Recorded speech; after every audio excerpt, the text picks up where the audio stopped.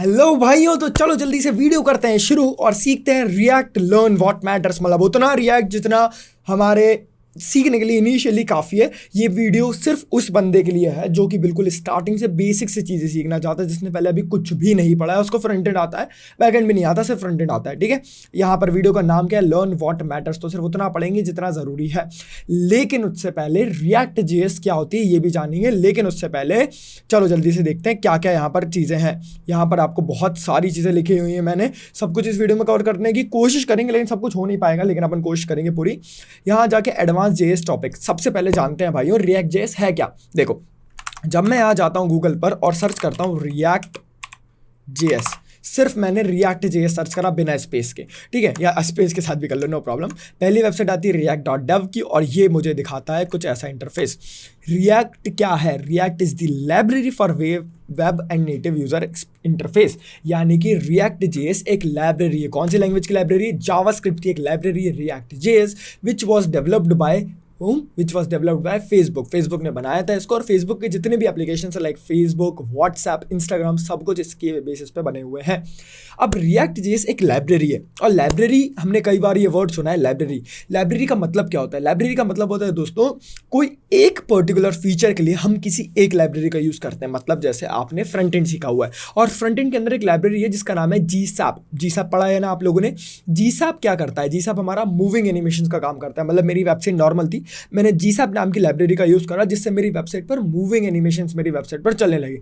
वैसे हम लोगों ने देखा है लोकोमोटिव एक लाइब्रेरी होती है, जिसकी मदद से हम लोग हमारी वेबसाइट के अंदर स्मूथ स्क्रॉलिंग करते हैं। वैसे ही रिएक्ट जेएस एक लाइब्रेरी है जिसकी मदद से आप क्या बनाते हो? जिसकी मदद से आप फ्रंट एंड डेवलप करते हो, वेबसाइट का यूजर इंटरफेस डेवलप करते हो, और आसान भाषा में समझे तो। ठीक है, तो रिएक्ट जेएस एक लाइब्रेरी है। अब एक और वर्ड होता है जो कि आपने कई बार सुना होगा, जिसका नाम है फ्रेमवर्क। जैसे आपने एंगुलर सुना होगा। Angular by the way Google का प्रोडक्ट है, और एंगुलर गूगल की जितनी भी चीज़ें सब एंगुलर पे बने, और एंगुलर एक फ्रेमवर्क है। क्या है? एंगुलर एक फ्रेमवर्क है। अब लाइब्रेरी और फ्रेमवर्क में अंतर क्या होता है? ऐसे समझो कि library is basically used for a single feature, यानी कि मेरे को कोई एक काम करना था तो मैं लाइब्रेरी का यूज़ कर लूंगा और मैं वहीं की वहीं काम करके उसको अपने तरीके से बना लूंगा। वहीं फ्रेमवर्क एक स्ट्रक्चर्ड वे होता है किसी भी चीज़ को बनाने का, यानी कि उसमें फ्रंट एंड बैक एंड सब कुछ उसमें ऑलरेडी इंक्लूडेड होता ही है। ठीक है, तो ऐसा समझो जैसे कि आपको, मान लेते हैं, मैंने एग्जाम्पल कई बार दिया, मैं फिर से दे देता हूँ। जैसे मान लेते हैं कि आपको एक घर बनाना है। अब आपके पास दो ऑप्शन है घर बनाने के। घर मतलब मेरा वेबसाइट। जब आपको घर बनाना है तो एक ऑप्शन तो ये हो सकता है मेरा कि मैं एक बना बनाया घर जो कि किसी ने बनाया होगा, मैं उसको बने बनाए घर को खरीद लूं। अब बने बनाए घर में प्रॉब्लम यह है, मैं ज़्यादा चीज़ें चेंज नहीं कर सकता हूँ। जो बना है वैसा का वैसा यूज़ करना है मुझे। मतलब मेरे को अगर चाहिए, मेरे को बाथरूम बड़ा सा चाहिए, मेरे को दौड़ दौड़ के नहाने का शौक है, मैं क्या करूँ? तो मेरे को बाथरूम बड़ा नहीं कर सकता। कुछ गलत मत समझना, तुम समझ रहे हो, मैं कुछ गलत समझोगे लेकिन मत समझना।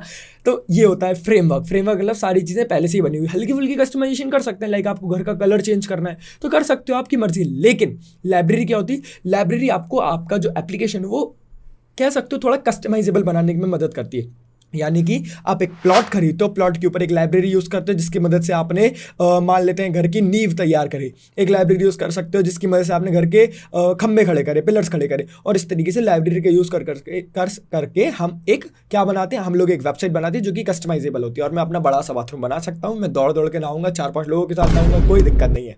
3-4-5 लोगों के साथ क्यों ही नहाऊंगा। चलो ठीक है, तो यहाँ जाके रिएक्ट एक लाइब्रेरी है और एंगुलर फ्रेमवर्क है बाय द वे। हाँ, और एक जरूरी चीज़ और, रिएक्ट जब तक लाइब्रेरी थी ना, ये सिर्फ क्लाइंट साइड रेंडरिंग करती थी। अब दो साइड्स होते हैं, एक होता है क्लाइंट साइड, एक होता है सर्वर साइड। क्लाइंट साइड यानी कि मेरा जो यूजर जहाँ पर वेबसाइट देख रहा है ना, सिर्फ उसके साइड से रेंडरिंग होती है, या फिर ऐसा समझो कि वो सिर्फ फ्रंट एंड का पार्ट होता है, सिर्फ फ्रंट एंड करती है। और रिएक्ट जेएस अब नेक्स्ट जेएस के साथ कह सकते हो मर्ज हो चुकी है। तो अब होगा क्या? अब नेक्स्ट जेएस पढ़ना है हमको। मतलब हम लोग रिएक्ट भी पढ़ेंगे, रिएक्ट के कोर कॉन्सेप्ट्स तो इस वीडियो में सीखने वाले, लेकिन नेक्स्ट जेएस के साथ जब ये मर्ज हो चुकी है तो नेक्स्ट एक कंप्लीट फ्रेमवर्क है। क्या है? नेक्स्ट एक फ्रेमवर्क है। तो अब मेरी रिएक्ट के पास अब पावर आ चुकी है, तब वो हम सर्वर साइड रेंडरिंग और क्लाइंट साइड रेंडरिंग दोनों कर सकते हैं। ऐसा समझ लो अभी के लिए एटलीस्ट ऐसा समझ लो। ठीक है ना? तो अभी हल्का फुल्का माइंड में क्लियरेंस बन रहा होगा किस तरीके से काम करना है। चलो अब यहाँ आ जाते हैं हम लोग जल्दी से। यहाँ पर हम देखते हैं हमारे पास प्री रिक्विजिट क्या है। ये टॉपिक्स आपको आने चाहिए। एडवांस जावास्क्रिप्ट के टॉपिक्स हैं, ये आपको आने चाहिए। ES5 वर्जन, ES6 वर्जन में क्या क्या चेंजेस हुए, क्या क्या चीज़ें होती हैं, ये आपको आना चाहिए। आना ही चाहिए, मतलब आगे बढ़ने से पहले, नहीं तो आपको हल्की फुल्की जावास्क्रिप्ट में तो दिक्कतें देखने वाली है भाई हम, है ना। चलो उसके बाद यहाँ पर है एरे, ऑब्जेक्ट्स और फंक्शन, ये आपको आने चाहिए अच्छी तरीके से, तो आप आगे बढ़ सकते हो, ठीक है। यहाँ जाके एरो फंक्शंस, नॉर्मल फंक्शंस, अरे की कुछ मेथड जैसे map, filter, reduce, find index, that's it. Destructuring क्या होता है ये आपको पता होना चाहिए, कैसे यूज करते हैं ये आपको आना चाहिए अच्छे तरीके से। रेस्ट स्प्रेड ऑपरेटर्स क्या होते हैं, ट्राई एंड कैच क्या होते हैं, एसिंक अवेट किस तरीके से यूज कर सकते हैं, प्रोमिसेस कैसे यूज कर सकते हैं। और अगर नहीं आता तो कमेंट करना भैया, इन टॉपिक्स पर please please please in topics पर वीडियो बना दो। और ये जो हैशटैग आपको दिख रहा है ये हैशटैग यूज करके बताओगे टाइम स्टैम्प के साथ, तो मैं वीडियो बना दूंगा आप लोगों के लिए, आपको फिर रिएक्ट में दिक्कत नहीं आएगी। रिएक्ट के टॉपिक से स्पेशली ये टॉपिक्स आने ही चाहिए। अब बढ़ते हैं हम लोग रिएक्ट जेएस पढ़ने की तरफ, चलें शुरू करें रिएक्ट जेएस सीखना। चलो अब मुझे कुछ भी पहले से नहीं बनाना है, सारी चीजें मैं एक एक करके करने वाला हूं, ठीक है। अब यहां देखो, सबसे पहला है इंस्टॉल Node.js। अब ये Node.js को इंस्टॉल करना है ताकि आप अपना क्रिएट नेक्स्ट ऐप करके या क्रिएट रिएक्ट ऐप करके अपना एप्लीकेशन बना सको। तो चलो सीखते हैं क्या क्या है इसका मतलब, और हम आते हैं सीधा हमारे ब्राउज़र के ऊपर। तो ये मेरा ब्राउज़र है, यहाँ जाके एक छोटा सा काम कर लेना, यहाँ जाके आप करना है, आपको सिंपल यहाँ पे करना है Node.js, सिंपल Node.js यहाँ पर डालो, Node.js मत डालना, JS डालना।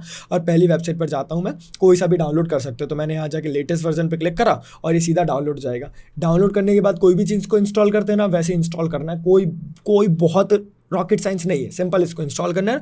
Node.js को इंस्टॉल इसलिए कर रहे हैं क्योंकि एक फ्रेमवर्क है और हमको Node.js की जरूरत पड़ने वाली है, क्योंकि Node.js is basically the run time environment of the JavaScript, तो हमको ये तो जरूरी पड़ेगा। तो Node.js इंस्टॉल कर लेना, उसके बाद हम आगे बढ़ेंगे, सही है। तो यहाँ जाके पहले क्या है, सबसे पहले हमको एक रिएक्ट का या फिर नेक्स्ट का एक एप्लीकेशन बनाना है। मैं नेक्स्ट रिएक्ट बोलूँगा, कंफ्यूज मत होना बिल्कुल प्लीज़ भी, बिल्कुल भी प्लीज़ बिल्कुल भी ऐसे ही कुछ, चलो ठीक है। तो क्रिएट नेक्स्ट ऐप क्या करना है, क्या भैया इसका मतलब क्या है, मैं अब आपको सिखा रहा हूँ रिएक्ट का फोल्डर कैसे बनाना है। हम डायरेक्टली फोल्डर बना सकते हैं, बहुत आसान काम होगा, देख लो ध्यान से करना क्या है। चलें शुरू करें क्या, अब देखो ध्यान से करना क्या है। ये मेरा नॉर्मल सा डेस्कटॉप है, मैं यहाँ जाऊँगा और मैं यहाँ जाके खोलूँगा CMD मतलब होता है कमांड प्रॉम्प्ट, और ये आप कमांड प्रॉम्प्ट यहाँ पर कुछ इस तरीके से ओपन कर लोगे। कमांड प्रॉम्प्ट कुछ इस तरीके का आपको दिखाई देने लगेगा। कमांड प्रॉम्प्ट में मान के चल रहा हूँ आप लोग खोल लेंगे, कोई दिक्कत नहीं आएगी। अब कमांड प्रॉम्प्ट पर यहाँ जाके आपको यहाँ पर आपका जो भी सिस्टम होगा उसका वो लोकेशन दिख रहा होगा। यहाँ पर आप अभी हो कहाँ पर, X3 के अंदर हूँ। मैं यहाँ जाके डालता हूँ CD डेस्कटॉप और मैं आ गया डेस्कटॉप के ऊपर। अब मैं जो भी चीज़ यहाँ पर, जो भी फोल्डर या फाइल बनाने वाला हूँ ना, वो मैं डेस्कटॉप के ऊपर बनाऊंगा, डायरेक्ट डेस्कटॉप के ऊपर क्रिएट कर रहा हूँ। आप चाहो तो आपके में अगर ऐसा ना चले तो CD OneDrive करना और उसके अगले वाली कमांड में CD डेस्कटॉप, अगर OneDrive यूज़ करते हो आप तो। नहीं समझ में आया तो CD डेस्कटॉप कर लेना, सीधा खा लगे कहाँ हो यार तुम लोग। CD डेस्कटॉप करके मैं आ चुका हूँ अपने डेस्कटॉप के ऊपर। अब यहाँ पर जो कमांड मैं बोल रहा हूँ नोड को इंस्टॉल करने के बाद करनी है। यहाँ तक पहले नोड इंस्टॉल कर लिया ना, उसके बाद पहले पॉज करो, अगर नहीं कर रहा है तो नोड इंस्टॉल करके आओ, उसके बाद आगे बढ़ना। अब सुनो करना क्या है, यहाँ जाके आपको डालना है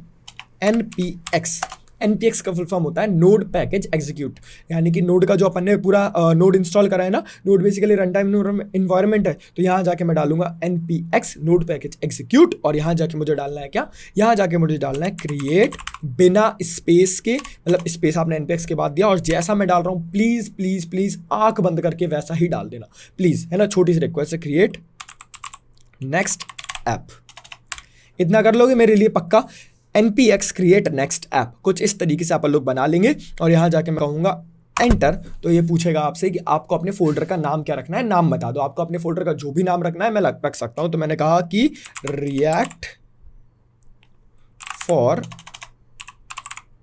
यूट्यूब।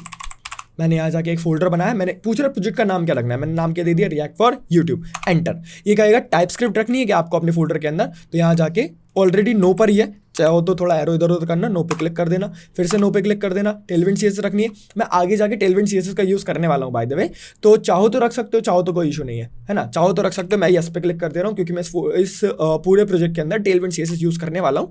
तो पढ़ लिए हो अच्छी बात है, नहीं पढ़ा हो तो बोल देना, मैं पढ़ा भी दूंगा, ठीक है। SRC डायरेक्टरी नो, और ये कहेगा ऐप राउटर को याद से यस कर देना प्लीज, ऐप राउटर को यस कर देना, और यहाँ जाके मैंने कर दिया एंटर।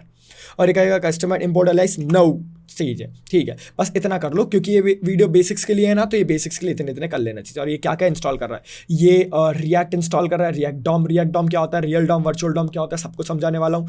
Next.js क्या होता है, Next.js मैंने बताया था क्या होता है, वही भी इंस्टॉल कर रहा है। टेलविंड CSS इंस्टॉल कर रहा है, पोस्ट CSS इंस्टॉल कर रहा है, और ऑटो प्रीफिक्सर सब कुछ समझा दूंगा एक एक करके, ठीक है। ऑटो प्रीफिक्सर से बेसिकली आपका जो कोड लिख रहे हो आप वो ऑटोमेटिकली सारे ब्राउजर्स के लिए एप्लीकेबल हो जाता है। तो ये सारी चीज़ें इंस्टॉल हो जाएंगी, थोड़ा सा समय लगता है, तो इंस्टॉल हो जाएंगी तो मैं तुरंत आपको वापस से दिख जाऊंगा। थोड़ा सा आप भी वेट कर लो और आप लोग भी रिएक्ट को इंस्टॉल कर लो, सेम चीज़ें जो मैंने करी ना वैसा करके, और प्लीज़ जल्दी से हो जाए इंस्टॉल तो अच्छी बात है। ऑल राइट, तो थोड़ा सा समय लगता है लेकिन ये इंस्टॉल हो जाता है और ये इंस्टॉल हो चुका है, ठीक है। यहाँ पर क्या क्या इंस्टॉल करा इसने React, React DOM, Next, Tailwind, PostCSS और ऑटो प्रीफिक्सर, ये 4-5 चीज़ें इंस्टॉल करी हैं। 6 चीज़ें क्या होती हैं सब कुछ सीखेंगे, लेकिन पहले क्या करना है, पहले हमको अपना फोल्डर देखना है। बहुत आसान काम है, बहुत आसान काम है। आपको डालना है यहाँ पर cd और आपका जो भी फोल्डर का नाम था, तो मैंने लिखा था रिएक्ट फॉर यूट्यूब। कोशिश करना है इसका नाम स्मॉल केस में ही लिखो और स्मॉल केस में ही लिखना रिएक्ट फॉर यूट्यूब, और मैं लिखूंगा कोड डॉट। इतना करते ही आपका फोल्डर VS कोड में ओपन हो जाएगा और ये VS कोड में मुझे ओपन होता हुआ दिखाई दे रहा है। और भैया इतनी सारी चीज़ें हमें तो कुछ नहीं पता, का लिखो है जो, लेकिन कुछ बात नहीं, देख लेंगे आराम से एक एक करके, टेंशन नहीं लेना, ठीक है। अभी के लिए इसको बंद कर दो, अब इसका काम खत्म हो गया ना, तो हमारा कमांड प्रॉम्प्ट बंद कर दो और यहाँ आ जाते हैं हम लोग। मैंने क्रिएट नेक्स्ट ऐप करके मेरा फोल्डर बना लिया है। अब रिएक्ट के फोल्डर का स्ट्रक्चर क्या होता है, ये जो फोल्डर बनाया मैंने with the help of Next.js, का स्ट्रक्चर क्या है, क्या मतलब क्या है इसका स्ट्रक्चर, थोड़ी देर बाद समझे चलेगा क्या। एक काम करो, यहाँ जाके ऊपर जाना ऑप्शन में और यहाँ पर जाके आपको एक ऑप्शन दिखाई दे रहा होगा टर्मिनल का, नहीं दिखे तो थोड़ा सा जूम आउट कर देना। आकर्ष प्लीज जूम करके बता दियो, यहाँ पर टर्मिनल दिखाई दे रहा है। चलो मैं ही बता देता हूँ, आकर्ष क्या बताएगा। आकर्ष आवाज़ आ रही है क्या, ठीक है। टर्मिनल पे क्लिक करना, न्यू टर्मिनल पे क्लिक कर देना। यहाँ पर नीचे एक टर्मिनल खुल जाएगा कुछ इस तरीके से। कमांड देख लो ध्यान से, ठीक है, और प्लीज़ इसको जूम कर लेना। npm run dev, ये कमांड डालनी, npm run dev, एग्जैक्ट ऐसे डालना। तुम्हारा मन कर रहा है भैया मैं ऐसा करके डाल दूँ क्या, मतलब नहीं ऐसे नहीं, रन डेव ऐसा ही डालना, कुछ भी हो जाए चाहे npm run dev। और यहाँ जाके जैसे मैं एंटर दबाऊंगा, मेरा ये जो ऐप बना है, रिएक्ट का फोल्डर बना है, जो मेरा रिएक्ट का ऐप बना है, ये चलने लगेगा।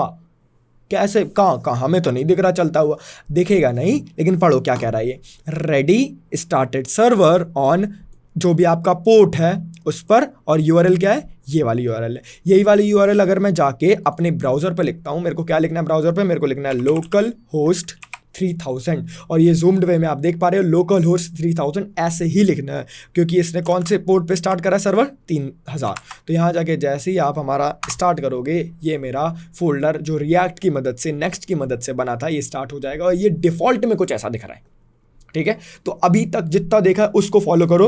एक नोड को इंस्टॉल करना है, सेकंड चीज रिएक्ट को इंस्टॉल, क्रिएट नेक्स्ट ऐप करके एक एप्लीकेशन बनाना है, और यहाँ जाके मैंने उसको ओपन कर लिया with the help of npm run dev नाम की कमांड, और लोकल होस्ट 3000 पे कुछ ऐसा दिख रहा है। अब समझते हैं कि मेरे फोल्डर का स्ट्रक्चर क्या होता है, लेट्स गो।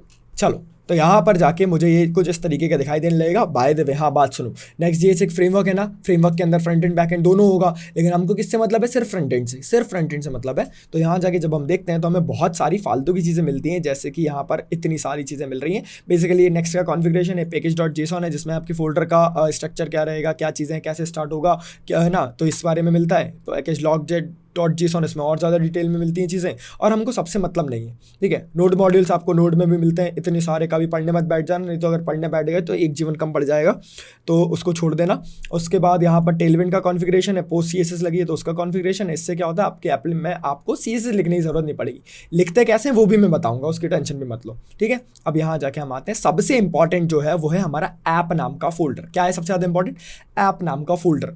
ऐप नाम के फोल्डर के अंदर ये जो page.js है ना, ये जो page.js दिख रहा है आपको, यही है जो यहाँ पर आपको दिखाई दे रहा है। मजाक साइड के कसम से, तुम्हारी कसम, ये जो page.js है ना, यही है जो आपको यहाँ पर दिखाई दे रहा है, यानी कि it is the most important page of our website. अब इसके अंदर अगर आप कुछ चेंज करना चाहो, लाइक आपने यहाँ पर लिखा हुआ है, ये जो डॉक्स लिखा हुआ है ना नीचे, डॉक्स जूम करके बता देना आकर्ष, जो डॉक्स लिखा हुआ है मैं डॉक्स की जगह डॉग्स कर देता हूँ, तो ये डॉग्स हो जाएगा। देख लो यहाँ पर डॉग्स हो गया, यही पेज है। तो भैया इसको क्या हम लोग थोड़ा सा एडिट करेंगे क्या, नहीं, Ctrl+A नाम की कमांड होती है, और Ctrl+A के बाद बैकस्पेस होता है, सारी चीज़ें हटा दो, हट गई। तो एरर क्यों दे रहा है भैया, अरे कुछ लिखना पड़ेगा, मैं बताऊंगा, क्या टेंशन मत लो, ये सारी चीज़ें हट गई। अब एक काम करोगे मेरे लिए आप लोग, छोटा सा, पूछो क्या। यहाँ पर एक ऑप्शन आता है एक्सटेंशन का, यहाँ पर एक्सटेंशन दिख रहा है आपको, ये इस पर जाना और एक एक्सटेंशन है उसको इंस्टॉल करना है, उसका नाम है आपको simple react snippets. Simple react snippets आपको यहाँ पर इंस्टॉल करना है, जिससे आपको जो सजेशंस आते हैं ना वो आने लगेंगे। सिंपल रिएक्ट स्निपेट्स मैंने यहाँ पर कर लिया है इंस्टॉल, और यहाँ जाके मुझे कमांड डालनी है जो कि है RAFCE रिएक्ट, एक minute, react arrow function component expression component, और ये कुछ इस तरीके का मेरे को दिखाई देने लगेगा। ये इसका मतलब क्या है भैया, अब ये मतलब समझाऊंगा मैं, एक मिनट को पहले क्या डालना था, RAFCE simple react snippets install करने के बाद, और ये आप जब डालते हो तो ये आपको कुछ इस तरीके का दिखाई देने लगेगा। और जब आप अपना एप्लीकेशन खोलोगे तो आप एक एप्लीकेशन में अब आपको सिर्फ पेज लिखा हुआ दिखाई दे रहा है। दिखाई दे रहा है क्या, पक्का? ठीक है, यहाँ पर मैंने पेज की जगह कह दिया हेलो कैसे हो आप, खाना खा लिया, इतना अच्छा भी मत लिखना प्लीज़। तो ये कुछ ऐसा दिखाई देने लगेगा, और अपडेट करने की ज़रूरत नहीं रहती बाय द वे, आप बस ऑल्ट टैब से टैब स्विच करो और आपको अपडेटेड मिलता है ऑटोमेटिकली। लाइव चलता है आपका एप्लीकेशन, तो ऑटोमेटिकली रीलोड ले लेता है वो। यहाँ पर आपको कुछ ऐसा दिख रहा है, समझ आ रहा है क्या हो रहा है? पक्का कोई दिक्कत तो नहीं आ रही ना? ठीक है, अब यहाँ जाके हम लोग हेलो कैसे हो आप यहाँ पर लिख चुके हैं, और यहाँ पर हमको दिखाई भी दे रहा है। लेकिन भैया ये कैसा अजीब सा दिख रहा है, इसको कैसे हटाएंगे? एक काम करना है, ये जो global.css होती है ना, ये आपकी CSS की फाइल है। ये जो global.css है ना, ये आपकी CSS की फाइल है जिसके अंदर बहुत सारा फालतू का कोड लिखा हुआ है। एक काम करना, आपको अगर टेलविंड यूज़ करनी है इसके अंदर, स्पेशली टेलविंड यूज़ करनी है, तो ये शुरू की 3 लाइनें छोड़ देना, बाकी सब कुछ हटा देना, तो जितना भी कचरा था वो हट जाएगा। अगर टेलविंड यूज़ करनी है तो, अगर टेलविंड यूज़ नहीं करनी तो ये भी हटा दो, ठीक है। लेकिन अगर मेरे को करनी है यार दादा, तो मैंने यहाँ पर लिख दिया। और अगर मैं कहूँगा बॉडी का बैकग्राउंड कलर कर दो आप लोग #FFF, तो एक कलर बैकग्राउंड कर दो, वही रेड कर दूँ तो रेड हो जाएगा क्या? हाँ, हो तो जाएगा, समझ रहे हो ना? तो ये मेरी CSS की फाइल है global.css, लेकिन हम इसको ना लिखते हो, हम लोग टेलविंड करिए तो टेलविंड लिखेंगे ही, ठीक है। देखते रहना, आ जाएगा, थोड़ा बहुत तो आ ही जाएगा, जितना पढ़ाऊंगा उतना। चलो यहाँ पर अब भैया ये जो आपने लिखा है इसका मतलब क्या है, और इसका क्यों यूज़ है, क्यों कर रहे हैं हम लोग, इस तरीके से क्यों ही लिखे हम लोग, चलो समझते हैं। सबसे पहला कमांड है इंपोर्ट रिएक्ट फ्रॉम रिएक्ट, इसको ना भी लिखो तो भी चलेगा। ये बेसिकली बताता है कि रिएक्ट को इंपोर्ट कर लो। इंपोर्ट मतलब ऐसा समझो यार, एक चीज़ होती है इंपोर्ट और एक चीज़ होती है एक्सपोर्ट, उसका मतलब समझो अच्छे से, ध्यान से देखना यहाँ पर, ठीक है। तो यहाँ पर मेरे पास इंपोर्ट रिएक्ट फ्रॉम रिएक्ट, ये लाइन जो लिखी है जो कि ज़रूरी भी नहीं है लिखना, इसका मतलब क्या है? इसका मतलब यह है, इंपोर्ट का मतलब होता है आप अपनी एक फाइल के अंदर बैठे बैठे किसी और फाइल को इंपोर्ट करना चाहते हो।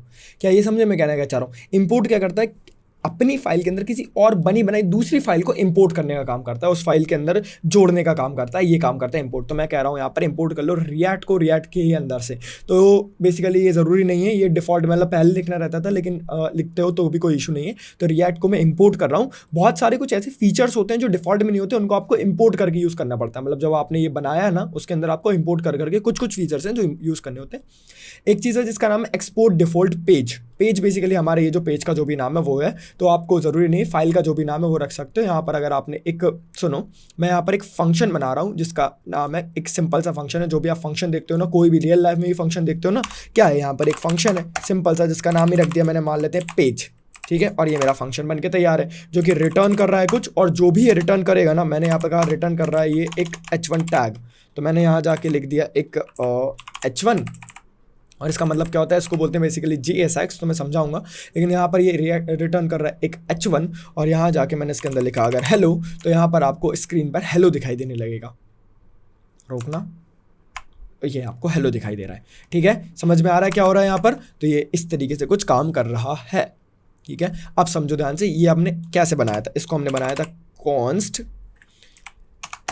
इसको बोलते हैं फर्स्ट क्लास फंक्शन बेसिकली। तो मैंने यहाँ पर बनाया है कॉन्स्ट, और यहाँ पर मैंने नाम रख दिया, मान लेते हैं पेज, और यहाँ पर मैंने एक एरो फंक्शन बना के इसको कुछ इस तरीके से लिख दिया। और ये रिटर्न क्या कर रहा है, तो जो भी आप रिटर्न करवाना चाहो वो रिटर्न कर देगा, सीधा साधा आदमी साहब, मतलब ये बिल्कुल भी बहस नहीं करता। आपने यहाँ पर लिख दिया कि सिर्फ पेज रिटर्न कर दो, तो यहाँ पर पेज लिख के रिटर्न कर देगा। और आपको चाहिए कि एक H1 टैग बना के रिटर्न कर दो, तो ये H1 टैग बना के रिटर्न कर देगा कुछ इस तरीके से, हे। तो ये इस तरीके से रिटर्न कर देगा। एक्सपोर्ट क्या कर रहे हैं अपन, एक्सपोर्ट क्यों कर रहे हैं भैया अपन इसको? एक्सपोर्ट बेसिकली हम लोग इसको नेक्स्ट के पास भेज रहे हैं, कि हम लोग यहाँ पर बोल रहे हैं इसको, या रिएक्ट के पास भेज रहे हैं, मैं इसको एक्सपोर्ट कर रहा हूँ। मतलब ये जो मैंने फंक्शन बनाया ना, मैं इस फंक्शन को बनाए फंक्शन को किसी और फाइल के अंदर यूज़ कर सकूँ, इसलिए मैं एक्सपोर्ट करता हूँ। और ये डिफ़ॉल्ट का नाम होता है, इसका जो ओरिजिनल नाम है आपको वो नाम लिखने की ज़रूरत नहीं है। नहीं तो अगर मैं इसको सिर्फ एक्सपोर्ट पेज करता तो यहाँ पर मुझे क्या करना पड़ता है, यहाँ पर मुझे अपनी फाइल का नाम आगे वाली फाइल में जिसमें मैं यूज़ करूँगा उसके अंदर मुझे इसको पेज नाम से ही इंपोर्ट करना पड़ता। लेकिन यहाँ पर मैंने इसको इसको डिफॉल्ट करके करा ताकि इसको ईजिली यूज़ कर पाऊँ। तो ये यहाँ पर इसका मतलब ये है, इंपोर्ट करा, फंक्शन बनाया और यहाँ जाके एक्सपोर्ट करा। तो जब मैं लिखता हूँ रिएक्ट एरो फंक्शन कंपोनेंट कुछ इस तरीके से, तो ये कुछ इस तरीके का बना के देता है। That's it. चलो तो अब हम धीरे धीरे आगे बढ़ते हैं, एक एक करके चीज़ें समझते हैं। चलो, और एक कॉन्सेप्ट और है जिसका नाम है JSX, तो वो और समझ लेते हैं, उसके बाद अपन आगे बढ़ेंगे। ठीक है, चलो बढ़ते हैं आगे। अब JSX क्या होता है? JSX का बेसिकली फुल फॉर्म होता है जावास्क्रिप्ट XML। मतलब इसका क्या है, इसका यूज़ क्या है? ये बेसिकली जावास्क्रिप्ट और HTML का कॉम्बिनेशन। मतलब आप जावास्क्रिप्ट के अंदर HTML को लिख सकते हो, ऐसा समझो।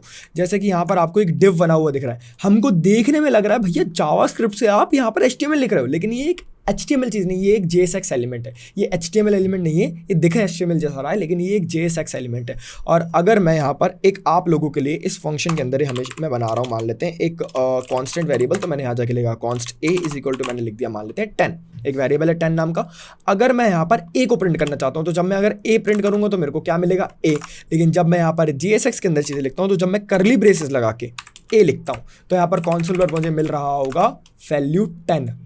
समझ में आ रहा है? तो ये होता है JSX। एक एग्जांपल के थ्रू और समझे क्या? चलो ठीक है, मैं ये बार बार हटा के फिर से लिखूंगा ताकि आपको आता रहे धीरे धीरे समझ में। तो RAFCE, यहाँ जाके मैंने एक कांस्टेंट बना लिया, मैंने यहाँ जाके एक कांस्टेंट बना लिया, इसके अंदर मैंने लिखा लेट्स से ग्रूम। ग्रूम है मेरे सैल्मन भाई, सैल्मन भाई मेरे ग्रूम है, और कॉन्स्ट ब्राइड है मेरी कैट। ठीक है ना? और यहाँ जाके मैं लिखूंगा कि कुछ इस तरीके से ग्रूम वेट्स ब्राइड। तो यहाँ जाके आपको दिखाई दे रहा होगा सैल्मन वेट्स कैट। बट एक भेड़वा आया और यहाँ जाके उसने क्या करा, ग्रूम की वैल्यू को चेंज करके उसने सोचा कि मैं कर दूंगा विकी, लेकिन क्योंकि मैंने यहाँ पर कांस्टेंट यूज़ करा है तो ये चेंज नहीं होगा, तो ये आपको मिलेगी एरर। और भाई साहब रिएक्ट पढ़ रहे हो तो एरर के साथ तो यूज टू हो ही जाओ। ये क्या कह रहा है, पढ़ो, थोड़ा एरर पढ़ना सीखो। Cannot reassign to a variable declare with const. Const के साथ वेरिएबल बनाया तो आप ग्रूम की वैल्यू कैसे ही कांस्टेंट को कर रहे हो चेंज। तो यहाँ तो या तो इसको लेट बना लेना या फिर इसको चेंज कर लेना। लेकिन है ना, समझ में आ गया ना किस तरीके से JSX के अंदर चीज़ें लिखते हैं। जावास्क्रिप्ट XML जो कि HTML और जावास्क्रिप्ट का कॉम्बिनेशन है। आप जावास्क्रिप्ट में HTML लिख सकते हो उसके वास्तविक रूप से ही मिलते जुलते रूप में। ठीक है, समझ में आ गया क्या कर रहे हैं हम लोग? अब आगे बढ़ सकते हैं क्या? बढ़िया, आगे बढ़ते हैं, लेट्स गो। अगला कॉन्सेप्ट पढ़ें उससे पहले एक बहुत ज़्यादा इंपॉर्टेंट चीज़ पढ़ाने वाला हूँ जिसका नाम है रियल डॉम और वर्चुअल डॉम। चलो सीखते हैं यहाँ पर with the help of example क्या होता है real DOM versus virtual DOM. तो यहाँ पर मेरे पास राइटिंग पैड है, इसका पेन भी है मेरे पास, तो ये हाँ बढ़िया ठीक है। तो यहाँ जाके मैं ओपन करता हूँ एपिक पेन और मैं आपको दिखाऊंगा बहुत प्यारे तरीके से what is the real difference of virtual DOM and real DOM. Okay, समझते हैं रियल डॉम और वर्चुअल डॉम में डिफरेंस क्या होता है। तो यहाँ पर मान लेते हैं एक है मेरे पास यहाँ पर रियल डॉम, और डॉम मतलब वो वाला डॉम नहीं जो वो डॉम मतलब वो वाला डॉम नहीं जो तुम लोग समझ रहे हो। डॉम का मतलब होता है डॉक्यूमेंट ऑब्जेक्ट मॉडल, जो कि हमने पढ़ लिया है ऑलरेडी। तो डॉम मत पूछना क्या होता है। हमारा सवाल क्या है, हमारा सवाल है रियल डॉम और वर्चुअल डॉम में क्या डिफरेंस होता है, और रिएक्ट क्या यूज़ करता है, रियल डॉम यूज़ करता है या वर्चुअल डॉम यूज़ करता है। ये कॉन्सेप्ट ही वर्चुअल डॉम का रिएक्ट ने इंट्रोड्यूस करा था, तो ध्यान से देखना होता क्या है सब कुछ, है ना। चलो सवाल पहला है रियल डॉम।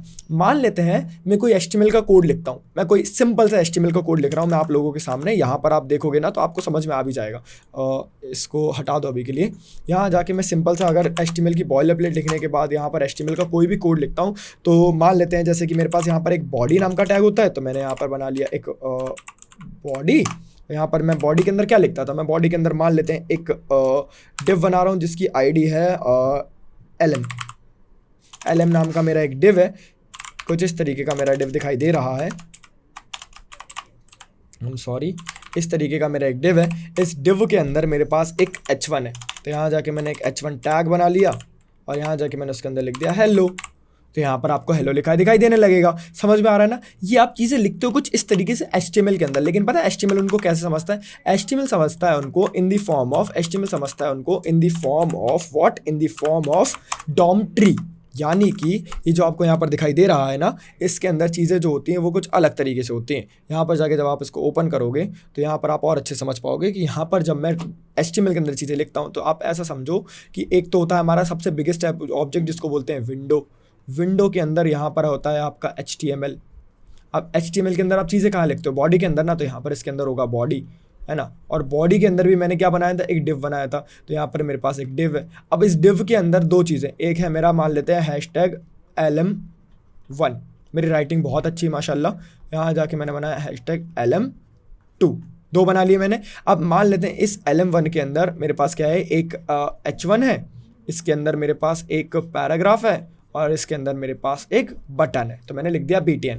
LM2 है, LM2 के अंदर मेरे पास एक इमेज है, मान लेते हैं ऐसा करके। तो ये कुछ इस तरीके से चीज़ें दिख रही हैं, और जो आप चीज़ें लिखते हो ना वो कुछ इस तरीके के डॉम ट्री के अंदर होती है, मतलब एक रियल डॉम होता है, क्योंकि मैंने इसको क्या कहा है, मैंने इसको कहा रियल डॉम। तो ये इस तरीके से चीज़ें डॉम ट्री के अंदर आती हैं। अब पता है प्रॉब्लम क्या है, प्रॉब्लम ये है कि जब मान लो मुझे एक चीज़ चेंज करनी छोटी सी, वो चेंज क्या है, मेरे को यहाँ पर ये जो H1 लिखा हुआ है, यहाँ पर जो बॉटम में, नीचे जूम करके आकाश ने बता भी दिया आपको, ये जो H1 लिखा हुआ है बॉटम में, मुझे क्या करना है, मुझे यहाँ जाके इस H1 को चेंज करना है। होता पता है क्या है, ये पूरा का पूरा डॉम ट्री अपडेट होता है, ये पूरा का पूरा डॉम ट्री अपडेट होता है। इसीलिए आपने देखा होगा, आपने बहुत सारे एप्लीकेशंस देखे होंगे, लाइक आपने मैं आपको YouTube ओपन करके दिखाता हूँ, ठीक है। ये प्राइवेट विंडो में दिखाऊंगा, मैं अपना क्यों दिखाऊँ। तो यहाँ जाके मैंने YouTube ओपन करा। अब YouTube के अंदर जब मैं मान लेते हैं, अभी URL देखो आप कौन से पे मैं हूँ youtube.com पे। मैं जाता हूँ youtube.com से मान लेते हैं ट्रेंडिंग वाले पे, तो क्या हो गया, चेंज हो गया क्या URL, हाँ चेंज हो गया। और रीलोड हुआ क्या, ध्यान से देखो, रीलोड तो नहीं हुआ भैया, देख लो, फिर से देख लो एक बार। यहाँ पर मैं इस पे हूँ, मैं जाके चला गया मान लेते हैं लाइब्रेरी पे, रीलोड, URL चेंज हो गया, रीलोड हुआ क्या, हिस्ट्री पे चला गया, रीलोड हुआ क्या, शॉर्ट्स पे चला गया, रीलोड हो गया क्या, ठीक है, नहीं हो रहा है रीलोड। क्यों नहीं हो रहा है, क्योंकि ये वर्चुअल डॉम है। और वर्चुअल डॉम के अंदर मतलब वर्चुअल डॉम के अंदर खासियत क्या होती है वर्चुअल डॉम की, कि यहाँ पर जाके मैं वापस से इसको जिंदा करूँगा, वापस से जिंदा हो जाओ प्लीज़, ठीक है। और वर्चुअल डॉम के अंदर चीज़ें किस तरीके से बनती हैं कि ये जो बना हुआ है ना, ये जो बना हुआ है ना, इसकी बना लेगा ये कॉपी, क्या करेगा, इसकी एक कॉपी बना लेगा, इसकी बना लेगा कॉपी, और एक ओरिजिनल कॉपी होगी और 2-3 कॉपी बना लेगा। मतलब यहाँ पर जाके इसने कॉपी बनाई, ये है कॉपी 1, ये है कॉपी 2 और ये है कॉपी 3, और इस तरीके से मल्टीपल कॉपीज बना लेगा। अब इससे फ़ायदा क्या है, मान लो आपको चेंज करना है सिर्फ इतना सा ये नीचे वाला H1, क्या चेंज करना है आपको, सिर्फ इतना सा नीचे वाला H1, ये सिर्फ इतना सा नीचे वाला H1 चेंज करेगा। और ये मान लेते मेरी जैसे बहुत सारी कॉपी बनाई, और ये वाली कॉपी है, ये मेन कॉपी है, ठीक है। तो ये जो मल्टीपल कॉपीज थी ना, ये क्या करेगा, जैसे मान लो मैंने इस वाली के अंदर चेंज करा, मैंने H1 को चेंज करा, इस वाली कॉपी के अंदर चेंज करा, वो इसके साथ ओरिजिनल वाली के साथ करेगा कंपैरिजन, क्या कॉपी 1 और कॉपी 2 सेम है। अगर कॉपी 1 और कॉपी 2 सेम होंगी तो सिर्फ वो उतना सा पार्ट अपडेट कर देगा, और उतना सा पार्ट करेगा अपडेट, क्या बोलते हैं हम उसको, अपडेट करेगा, और पूरे डॉम को दोबारा रेंडर करने से रोक लेगा, दोबारा पेज को रीलोड करने से रोक लेगा। इसको बोलते हैं क्या, इसको बोलते हैं हम लोग, क्या बोलते हैं भाई, इसको बोलते हैं वर्चुअल डॉम। रिएक्ट क्या करता है ना, रिएक्ट आपका पूरा वर्चुअल डॉम पे काम करता है, यानी कि जो भी आपको चीज़ें वहाँ पर दिखाई दे रही है ना, डायरेक्ट हम खुद से, जैसे पहले क्या होता था ना, जैसे मान लेते हैं ये है एक बंदा जिसका नाम है मान लेते हैं गोलू, ये बंदा है जिसका नाम है मान लेते हैं गोलू, ठीक है। गोलू क्या करता था, पहले वेबसाइट के साथ डायरेक्ट इंटरेक्ट करता था। तो यहाँ जाके इसने बोला कि इसने बोला यहाँ पर जाके कि कलर को कर दो चेंज, कलर कर दो रेड। तो यहाँ जाके वेबसाइट का कलर क्या हो जाता था, वेबसाइट का कलर हो जाता था रेड, वेबसाइट का कलर हो जाता था रेड। लेकिन अब क्या हुआ कि हमने गोलू के पास से वो पावर छीन ली। तो भैया ये तो गलत बात है, आपने गोलू से पावर क्यों छीनी है, तो पहले तो अच्छा हो रहा था ना, गोलू डायरेक्ट वेबसाइट पे कह रहा था, नहीं गोलू, सॉरी गोलू नहीं भाइयों, प्रॉब्लम क्या होगी मैं समझाऊंगा। अब क्या होता है, अब मैं, ये है मेरा मान लेते हैं गोलू, ये गोलू नहीं है, इसका नाम है मान लेते हैं लोलू, और ये जो लोलू है, ये जो लोलू है मेरा, ये जो लोलू है, ये डायरेक्ट वेबसाइट के साथ इंटरेक्ट नहीं करेगा, ये डायरेक्ट वेबसाइट के साथ इंटरेक्ट नहीं करेगा। पहले ये डायरेक्ट इंटरेक्ट कर रहा था ना, इसको मैंने कर दिया, रोक दिया कि नहीं अभी रुक जाओ, अभी आप डायरेक्ट इंटरेक्ट मत करो। बीच में एक बंदा बैठा दिया जिसका नाम है रिएक्ट, और रिएक्ट के कुछ ऐसा दिखता है, रिएक्ट ने फ्रॉक पहनी हुई है कुछ इस तरीके से, ठीक है। ये बंदा रिएक्ट, ये पहले डायरेक्ट बोलता था कि जाके कलर चेंज कर दो, लेकिन अब ये डायरेक्ट नहीं बोलेगा, अब ये बोलेगा इससे कि भाई ओ सुनो, तो वो जो वेबसाइट है ना मेरी वेबसाइट, उसमें जाके वेबसाइट का कलर कर दो आप रेड। तो जब इसने इससे बोला कि कलर कर दो रेड, तो ये जाके वेबसाइट का कलर कर देगा रेड। समझ में आ रहा है क्या, समझ में आ रहा है। अगर आप इसको बाईपास करके कहोगे डायरेक्ट की कलर कर दो राइट, तो नहीं होगा, या होगा भी तो सही से काम नहीं करेगा। समझ आ रहा है ना, ये काम होता है रिएक्ट का। इसीलिए तो रिएक्ट एक लाइब्रेरी और ये फ्रंट एंड बनाने काम करती है, और ये काफ़ी काम की चीज़ है। मजाक साइड के तो मैं अभी लग रहा होगा कि भैया ये तो काम की नहीं है, ये बहुत काम की चीज़ है। ये होता है कॉन्सेप्ट रियल डॉम और वर्चुअल डॉम का। अब एक छोटी सी चीज़ समझा रहा हूँ, ध्यान से समझना, ठीक है। आ जाओ कोड में आ जाओ। ये मेरा कोड है कुछ इस तरीके का। मैंने यहाँ पर एक वेरिएबल बनाया, मैंने यहाँ जाके लिखा कि एक लेट के थ्रू बना रहा हूँ ताकि बन जाए, समझ में आ जाए आप लोगों को।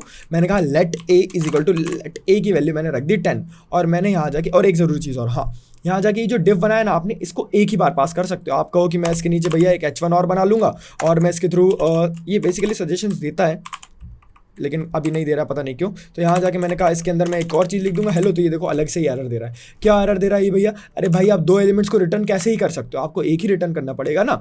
इसके लिए आप एक चीज़ और पढ़ लो, बस छोटी सी चीज़ है, उसका नाम है फ्रेगमेंट्स। फ्रेगमेंट्स मतलब क्या? ये जो एम्प्टी टैग्स होते हैं, जो एम्प्टी टैग्स होते हैं ये होते हैं फ्रेगमेंट्स। ये बेसिकली रैपर का काम करते हैं, रैप करने का काम करते हैं। दिक्कत भी नहीं होती, अलग अलग से डिव्स भी नहीं बनाने पड़ते और ये काम भी हो जाता है मेरा। तो ये मैंने बना दिए हैं क्या? फ्रेगमेंट्स। और इन फ्रेगमेंट्स के अंदर अब मैं कुछ कोड लिखूंगा। क्या कोड लिख रहा हूँ मैंने यहाँ जाके बनाया? क्या मैंने यहाँ जाके बनाया एक h1 और यहाँ जाके मुझे h1 को जिस तरीके से बनाना पड़ेगा, आई एम रियली सॉरी।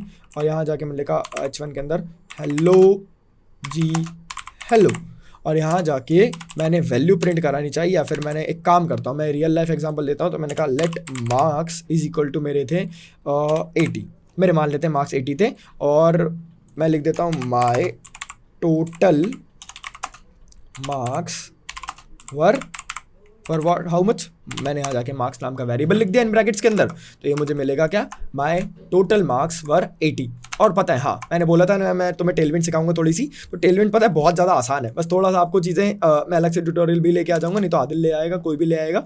यहाँ जाके आप कहो क्लास नेम, और हाँ एक ज़रूरी चीज़ और, यहाँ पर आप आईडी तो डायरेक्टली दे सकते हो, आप यहाँ पर आईडी डायरेक्ट दे सकते हो, लेकिन यहाँ पर अगर आप क्लास देते हो तो क्लास ना देते हुए आप देते हो क्लास नेम। अब क्लास नेम क्यों देते हैं भैया? क्लास नेम इसलिए देते हैं क्योंकि क्लास एक रिजर्व्ड कीवर्ड है। आपने कोई भी प्रोग्रामिंग लैंग्वेज के अंदर सुना होगा क्लास एक कीवर्ड होता है, ठीक है। तो यहाँ जाके क्लास ना देते हुए मैं क्लास नेम दे रहा हूँ, क्लास नेम भी सेम काम करता है। और मैंने यहाँ जाके इसको क्लास नेम दे दिया, मान लेते हैं टेलविंड है और टेलविंड के अंदर सारी चीज़ें ऑलरेडी बनी हुई हैं, तो शॉर्टकट यूज़ करना है हमको। तो यहाँ जाके मैंने कहा इसको फॉन्ट कर रहा हूँ मैं इसका क्या, और यहाँ जाके टेलविंड का एक एक्सटेंशन भी आता है बाय द वे, तो मैंने यहाँ जाके लिखना है टेलविंड इंटेलिसेंस करके एक एक्सटेंशन आता है, चाहो तो इंस्टॉल कर लेना, टेलविंड CSS इंटेलिसेंस इंस्टॉल कर लेना, जिससे सजेशंस देने लगेगा। और मैंने यहाँ जाके क्या करा, मैंने कहा फॉन्ट कर दो इसका बोल्ड, तो ये फॉन्ट मेरा बोल्ड हो जाएगा, ये हो गया, ठीक है। अच्छा साइज़ बढ़ाना है क्या? एक काम करो, यहाँ जाके लिख दो टेक्स्ट, मैंने कह दिया एक्सेल, तो ये टेक्स्ट बड़ा हो जाएगा मेरा। अच्छा कलर चेंज करना हो तो यहाँ जाके कहो टेक्स्ट का कलर कौन सा देना चाहते हो, कौन सा दोगे? रेड, तो यहाँ जाके दे दो कौन सा रेड देना है, मैंने कहना ये वाला रेड, तो ये रेड भी ऐसा हो जाएगा। बहुत अच्छी चीज़ है, मैं बोल रहा हूँ ना, मज़ा आएगा जब सीखेंगे अपन लोग। तुम लोग बस एक बोला करो। मैं पता है अभी 100 के हुए हैं थोड़े टाइम पहले ही, ज़्यादा बड़ी बात नहीं है, मतलब अच्छी बात है, बहुत खुशी हुई, बहुत नाचे कूदे सब लोग, वीडियो में भी देखा हो तुम लोग। लेकिन मेरे लिए पर्सनली उतना ज़्यादा मैटर नहीं करता, मेरे लिए मैटर करता है क्या लोगों तक मैं वो चीज़ पहुंचा पा रहा हूं जो उन लोगों तक पहुंचना ज़रूरी है, बस ये चीज़ मैटर करती है। और बस आप लोग बताओ कि सच में मज़ा आता है या सिर्फ ऐसे ही मैं बोलता हूँ इसलिए कमेंट करते हो, है ना। आपको अपना पॉइंट ऑफ व्यू रखना पड़ेगा, वही सबसे ज़्यादा मोटिवेशन का पॉइंट होता है। चलो यहाँ देखो, मैंने यहाँ जाके 80 मेरे मार्क्स दिख रहे हैं। अगर मैं इसको अपडेट करना चाहूँ, मैंने यहाँ जाके इसके नीचे एक बटन बना ली, मैंने यहाँ जाके एक बटन बना दी, और मैंने यहाँ जाके कहा इस बटन के अंदर, मैंने जाके इस बटन के अंदर कहा कि इसके अंदर मैं लिख रहा हूँ लेट्स से अपडेट। तो यहाँ पर एक अपडेट नाम की बटन दिख रही होगी। अब भैया बटन जैसी क्यों नहीं दिख रही? क्योंकि टेलविंड है ना यार, क्या कर सकते हैं इसमें अपन। यहाँ जाके चाहो तो यहाँ पर जाके इसको क्लास नेम दे देना, मैंने कह दिया BG ले लो आप, BG नहीं हाँ BG दे सकते हैं बाय द वे अपन, और BG दे दो आप इसको। मैंने कहा कि ग्रे ले लेना, इतना वाला ग्रे, तो ये BG ले लेगा। चाहो तो पैडिंग दे देना, तो मैंने पैडिंग दे दिया PX यानी X एक्सिस पर 5 और PY Y एक्सिस पर 2। अगर ना समझ में आए तो होशियार मत बनिए। ओ सुनो, ये CSS की फाइल है, चुपचाप जाके CSS लिख लेना अगर समझ ना आए तो। और ये मेरा बटन कुछ ऐसा दिखने लगेगा। मैंने कहा कि राउंडेड बॉर्डर्स रहेंगे तो और अच्छी बात है, तो मैंने कहा राउंडेड, ठीक है। और यहाँ जाके अगर मेरे को चाहिए मार्जिन टॉप, तो मैं कहूँगा MT5, तो मार्जिन टॉप से भी ले लेगा। कुछ इस तरीके से करना क्या है, मैं जैसे इस पर क्लिक करूँ मेरा 80 हो जाना चाहिए अपडेट। तो इसके लिए क्या भैया जावास्क्रिप्ट लिखेंगे? नहीं, इसका टेक्स्ट का कलर और कर देता हूँ मैं वाइट, और बस एक चीज़, और फॉन्ट को मैंने कर दिया बोल्ड। अब यार ये तो मैं पता है, मेरी आदत है, ठीक है। तो ये मेरी बटन है, मैं क्लिक करता हूँ, यहाँ पर जाके चेंज हो जाना चाहिए। कैसे होगा चेंज? क्लिक करते साथ ये चेंज कैसे हो जाएगा? उसके लिए आपको थोड़ा सा कोड करना पड़ेगा, थोड़ी सी मेहनत करनी पड़ेगी। क्या मेहनत करनी पड़ेगी? यहाँ जाके आपको इस बटन पर इस बटन पर, ये जो क्लास नेम है, चाहो तो यहाँ से दे दो, चाहो तो जाओ CSS की जो global.css है उसका यूज़ कर लो अभी के लिए तो एटलीस्ट, है ना। और यहाँ जाके मैंने कहा ऑन क्लिक यानी जब क्लिक होता है, क्लिक करते साथ ही यहाँ पर मैं लिखता हूँ एक फंक्शन रन होता है, और चाहो तो नॉर्मल फंक्शन बना लो, चाहो तो एरो फंक्शन बना लो, और ये चीज़ जावास्क्रिप्ट के अंदर भी होती है। तो मैंने ऑन क्लिक नाम का एक फंक्शन बना दिया, यानी कि बटन पर जब क्लिक होता है, इवेंट लिस्टेड पड़ा है ना, उसकी तरह ही काम करता है। मैंने यहाँ जाके लिखा ऑन क्लिक, और ऑन क्लिक करते साथ ही क्या करना है मुझे, मेरे को यहाँ जाके मार्क्स की वैल्यू को करना है 30। मेरे मार्क्स गलती से मैंने बता दिए थे 80 हीरो बनने के लिए, लेकिन वैसे में थे 33। जब मैं क्लिक करूँगा तो यहाँ पर जाके क्या कहेगा, ये कहेगा कि बटन पर आप फंक्शन नहीं लिख सकते। अबे रीलोड ले चुकी है। बटन पर आप यहाँ पर डायरेक्टली एक फंक्शन नहीं दे सकते हो, डायरेक्टली यहाँ पर वैल्यू नहीं चेंज कर सकते हो। तो एक काम करो, पहले तो यहाँ पर, ये वैसे मैं बता रहा हूँ ये गलत तरीका है लिखने का, जो भी मैं बता रहा हूँ सारी चीज़ें गलत है। तो एक काम करूँ, मैं यहाँ पर एक फंक्शन बना लूँ। तो मैंने यहाँ पर एक फंक्शन बनाया, मैंने कहा कॉन्स्ट चेंज मार्क्स नाम का मेरा एक फंक्शन है, जिसके अंदर क्या होता है, जिसके अंदर ये कुछ इस तरीके का दिखाई देता है। चेंज मार्क्स नाम का मेरा एक फंक्शन है, और मैं यहाँ जाके कहूँगा मार्क्स इज इक्वल टू कर दो कितने 20, या फिर मार्क्स कर दो 33। अच्छा, मार्क्स को चेंज करने से पहले भी मैं कहता हूँ console.log करके बताओ मेरे को मार्क्स कितने, तो मेरे मार्क्स कितने अभी पहले पता चल जाएगा। और जाके मैं कहूँगा CLG करके, मैंने कहा फिर से मेरे को मार्क्स बताओ चेंज करने के बाद चेंज हुए भी कि नहीं हुए। तो मार्क्स मैंने यहाँ पर सेट करें, चेंज करा है मैंने, और मैंने इसलिए लेट लिखा था यहाँ पर, सही है। अब यहाँ पर आप कहते हो ऑन क्लिक करते साथ ही आपको फंक्शन कॉल करना है ना, सिंपल फंक्शन कॉल करना है। आप चाहो तो यहाँ पर जाके ऐसे भी कॉल कर सकते हो, ऐसे, ये एक तरीका होगा, लेकिन ये गलत तरीका होगा, नहीं तो ये ऑलरेडी ही चल जाएगा, ये दिक्कत होगी। तो यहाँ जाके जब आप देखोगे ना कंसोल पर, तब आपको यहाँ पर ऑलरेडी ही फंक्शन चल जाएगा। तो यहाँ जाके इसको ऐसे ना लिखते हुए ऐसे लिखना, मतलब सिर्फ एक नॉर्मल कांस्टेंट की तरह। ऑन क्लिक पर चेंज मार्क्स चलता है, जो कि एक फंक्शन है जिसके आगे मैंने ब्रैकेट्स नहीं लगाए। थोड़ी सी कॉम्प्लिकेटेड चीज़ें हैं यार, और ये सारी चीज़ें ना मैं तुम्हें पढ़ा रहा हूँ जो वो महीनों के कोर्सेज होते हैं, तो थोड़ा सा मैं ज़्यादा डिटेल में नहीं जाऊँगा। लेकिन चेंज मार्क्स को मैंने कॉल करा, और यहाँ जाके कुछ इस तरीके से यहाँ पर आपको दिखाई देने लगेगा। और यहाँ पर जब आप देखोगे तो ये क्या कहेगा, ये कहेगा कि आप यहाँ पर अपने cannot be pass client component prompts, और ये क्या कर क्या रहे हो यार आप ये यहाँ पर। और आप यहाँ पर अगर इसको ऐसे भी लिखोगे ना, तो भी जब आप इस पर क्लिक करोगे तो भी कुछ नहीं होगा। क्यों? क्योंकि आप रिएक्ट को तो बता ही नहीं रहे हो ना कि आप क्या कर रहे हो। आपको रिएक्ट को बताना तो पड़ेगा एटलीस्ट कि आप क्या कर रहे हो। आपने तो डायरेक्ट एक वेरिएबल बनाया, आपने तो कहा डायरेक्ट मैं तो करूँगा उसको चेंज, मेरी मर्जी है, मेरी मर्जी, मैं तो करूँगा चेंज। ऐसे नहीं होता बोलू, आपको यहाँ पर रिएक्ट को बताना पड़ता है कि आप क्या यूज़ करने वाले हो, किस तरीके से काम करने वाले हो। जानता हूँ थोड़ा सा कॉम्प्लिकेटेड हो रहा है, चीज़ें थोड़ी सी अलग चलती हैं यहाँ पर, लेकिन धीरे धीरे आ जाएगा समझ में, धीरे धीरे आएगा, है ना, क्योंकि एकदम से कोशिश करोगे तो नहीं आएगा। ठीक है, चाहो तो एक बार और बता देता हूँ मैं। यहाँ पर अपन एक फंक्शन के अंदर इसको लिख देते हैं नॉर्मल, और मैं यहाँ पर जाके कहूँगा ना चेंज मार्क्स, तो यहाँ जाके चेंज मार्क्स नहीं चलेगा। ये क्या कह रहा है, can not be pass client component prop. अभी तो बहुत देर से एरर फेंक रहा है ये वाली, ये एरर कैसे कवर होगी। देखो मेरा जो रिएक्ट पहले था ना, मैं आपको प्योर रिएक्ट का कोड बता रहा हूँ। रिएक्ट जो पहले था ना, वो किस तरीके से काम करता था, वो सिर्फ फ्रंट एंड पे काम करता था। लेकिन जो ये हमारा नेक्स्ट है, ये फ्रंट एंड बैक एंड दोनों में काम करता है। तो यहाँ पे मैंने लिखा है यूज क्लाइंट का मतलब है कि मैं क्लाइंट साइड रेंडरिंग करवा रहा हूँ, इसलिए मैंने यूज क्लाइंट लिखा। और मैंने यहाँ जाके देख लो, कोड समझ लो थोड़ा सा। यहाँ जाके मैंने क्या करा था, मैंने यहाँ जाके कांस्टेंट बनाया था, कुछ इस तरीके का मेरा कांस्टेंट दिख रहा है पेज नाम का, जिसके अंदर कुछ इस तरीके की चीज़ें होती थी, कुछ इस तरीके की चीज़ें हो रही थी। पहले जो ओरिजिनल वैल्यू है वो प्रिंट हो जाएगी, फिर मार्क्स की वैल्यू प्रिंट हो जाएगी, और लास्ट में जाके मार्क्स को चेंज्ड वैल्यू प्रिंट हो जाएगी। और मैंने ऑन क्लिक पे, जैसे ही मैं क्लिक कर रहा हूँ बटन के अंदर, मैंने यहाँ पर फंक्शन को कॉल कर दिया। एक बार करके देखना। और जैसे ही मैंने क्लिक करा, वैल्यू चेंज हो गई। जैसे क्लिक करा, वैल्यू चेंज हो गई। अब तो 33 है, तो वैल्यू चेंज हो रही है। लेकिन क्या यहाँ पर हो रहा है? क्यों नहीं हो रहा? क्योंकि आप डायरेक्टली ही सारी चीज़ें चेंज कर रहे हो। समझ पा रहे हो मैं कहना क्या चाह रहा हूँ?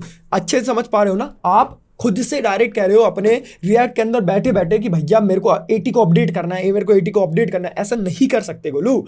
आपको यहाँ जाके कैसे कोड लिखना है वो समझो ध्यान से, ठीक है। यहाँ जाके पहले नंबर पे तो सारा कोड भैया बहुत कंफ्यूजन हो गया, हटा दो, कोई दिक्कत नहीं, हटा दो। RAFC लिखा, बन गया ये RAFC। यहाँ जाके मैंने एक वेरिएबल बनाया था आप लोगों के लिए, मैंने लिखा था लेट मार्क्स, और मैंने जाके कहा मेरे मार्क्स 80 थे, हाँ है ना। और यहाँ जाके मैं एम्प्टी टैग्स बना देता हूँ। मैंने यहाँ पर फ्रेगमेंट्स की तरह पे मैंने यहाँ पे फ्रेगमेंट्स बना लिए कुछ इस तरीके से। और यहाँ जाके मैंने इनके अंदर फ्रेगमेंट्स के अंदर कहना है कि मेरा एक H1 है, जो कि मैंने कुछ ऐसा बना लिया। और मैंने यहाँ जाके कहा H1 के अंदर हेलो माय मार्क्स वर, और यहाँ जाके मैं जो भी वैल्यू है मार्क्स की वो दे दूंगा। तो यहाँ जाके मैंने वैल्यू दे दी। यहाँ जाके जब आप देखोगे तो माय मार्क्स पर कुछ ऐसा दिखा रहा है, टेलविंड गया भाड़ में, हमें नहीं मतलब। मैं यहाँ पर क्लिक करता हूँ किस पर, एक बटन पर, और इसको टेलविंड को मैं कहता हूँ थोड़ी देर के लिए चल हट जा, मेरे को नहीं लगाना तेरे को। यहाँ जाके मैं कहता हूँ क्या कि एक बटन है मेरे पास, और यहाँ पर बटन को बार बार बनाना पड़ता है। मैं इसका शॉर्टकट बताऊँगा तुम लोगों को, मैं थोड़ा सा वेट कर रहा हूँ अभी के लिए। तो मैंने यहाँ पर एक बटन बनाया जिसके अंदर मैंने कहा अपडेट, अनडेट नहीं अपडेट होता है,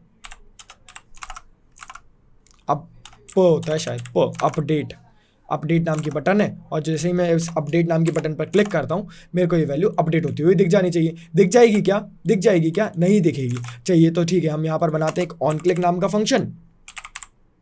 ऑन क्लिक नाम के फंक्शन के अंदर मैंने यहाँ पर क्या करा, मैंने यहाँ पर एक एरो फंक्शन बना दिया, मतलब ये फंक्शन के अंदर फंक्शन, हायर ऑर्डर फंक्शन है।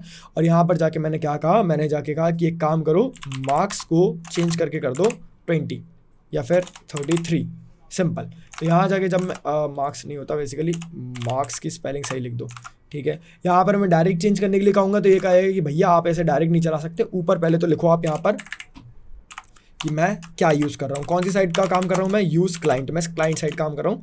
तो ये एरर बहुत आएगी, ये एरर बहुत सारे लोगों को आएगी कि यूज़ क्लाइंट नहीं लिखा और काम करना डायरेक्ट शुरू कर दिया। अपडेट पे क्लिक कर रहा हूँ, वैल्यू अपडेट हो रही है क्या, हो रही है क्या, नहीं हो रही है, बिल्कुल भी नहीं होगी, ठीक है। आप चाहो तो फंक्शन बना के देख लेना, नहीं होगी, क्योंकि रिएक्ट के अंदर हम लोग इस तरीके से वेरिएबल्स बनाते ही नहीं है।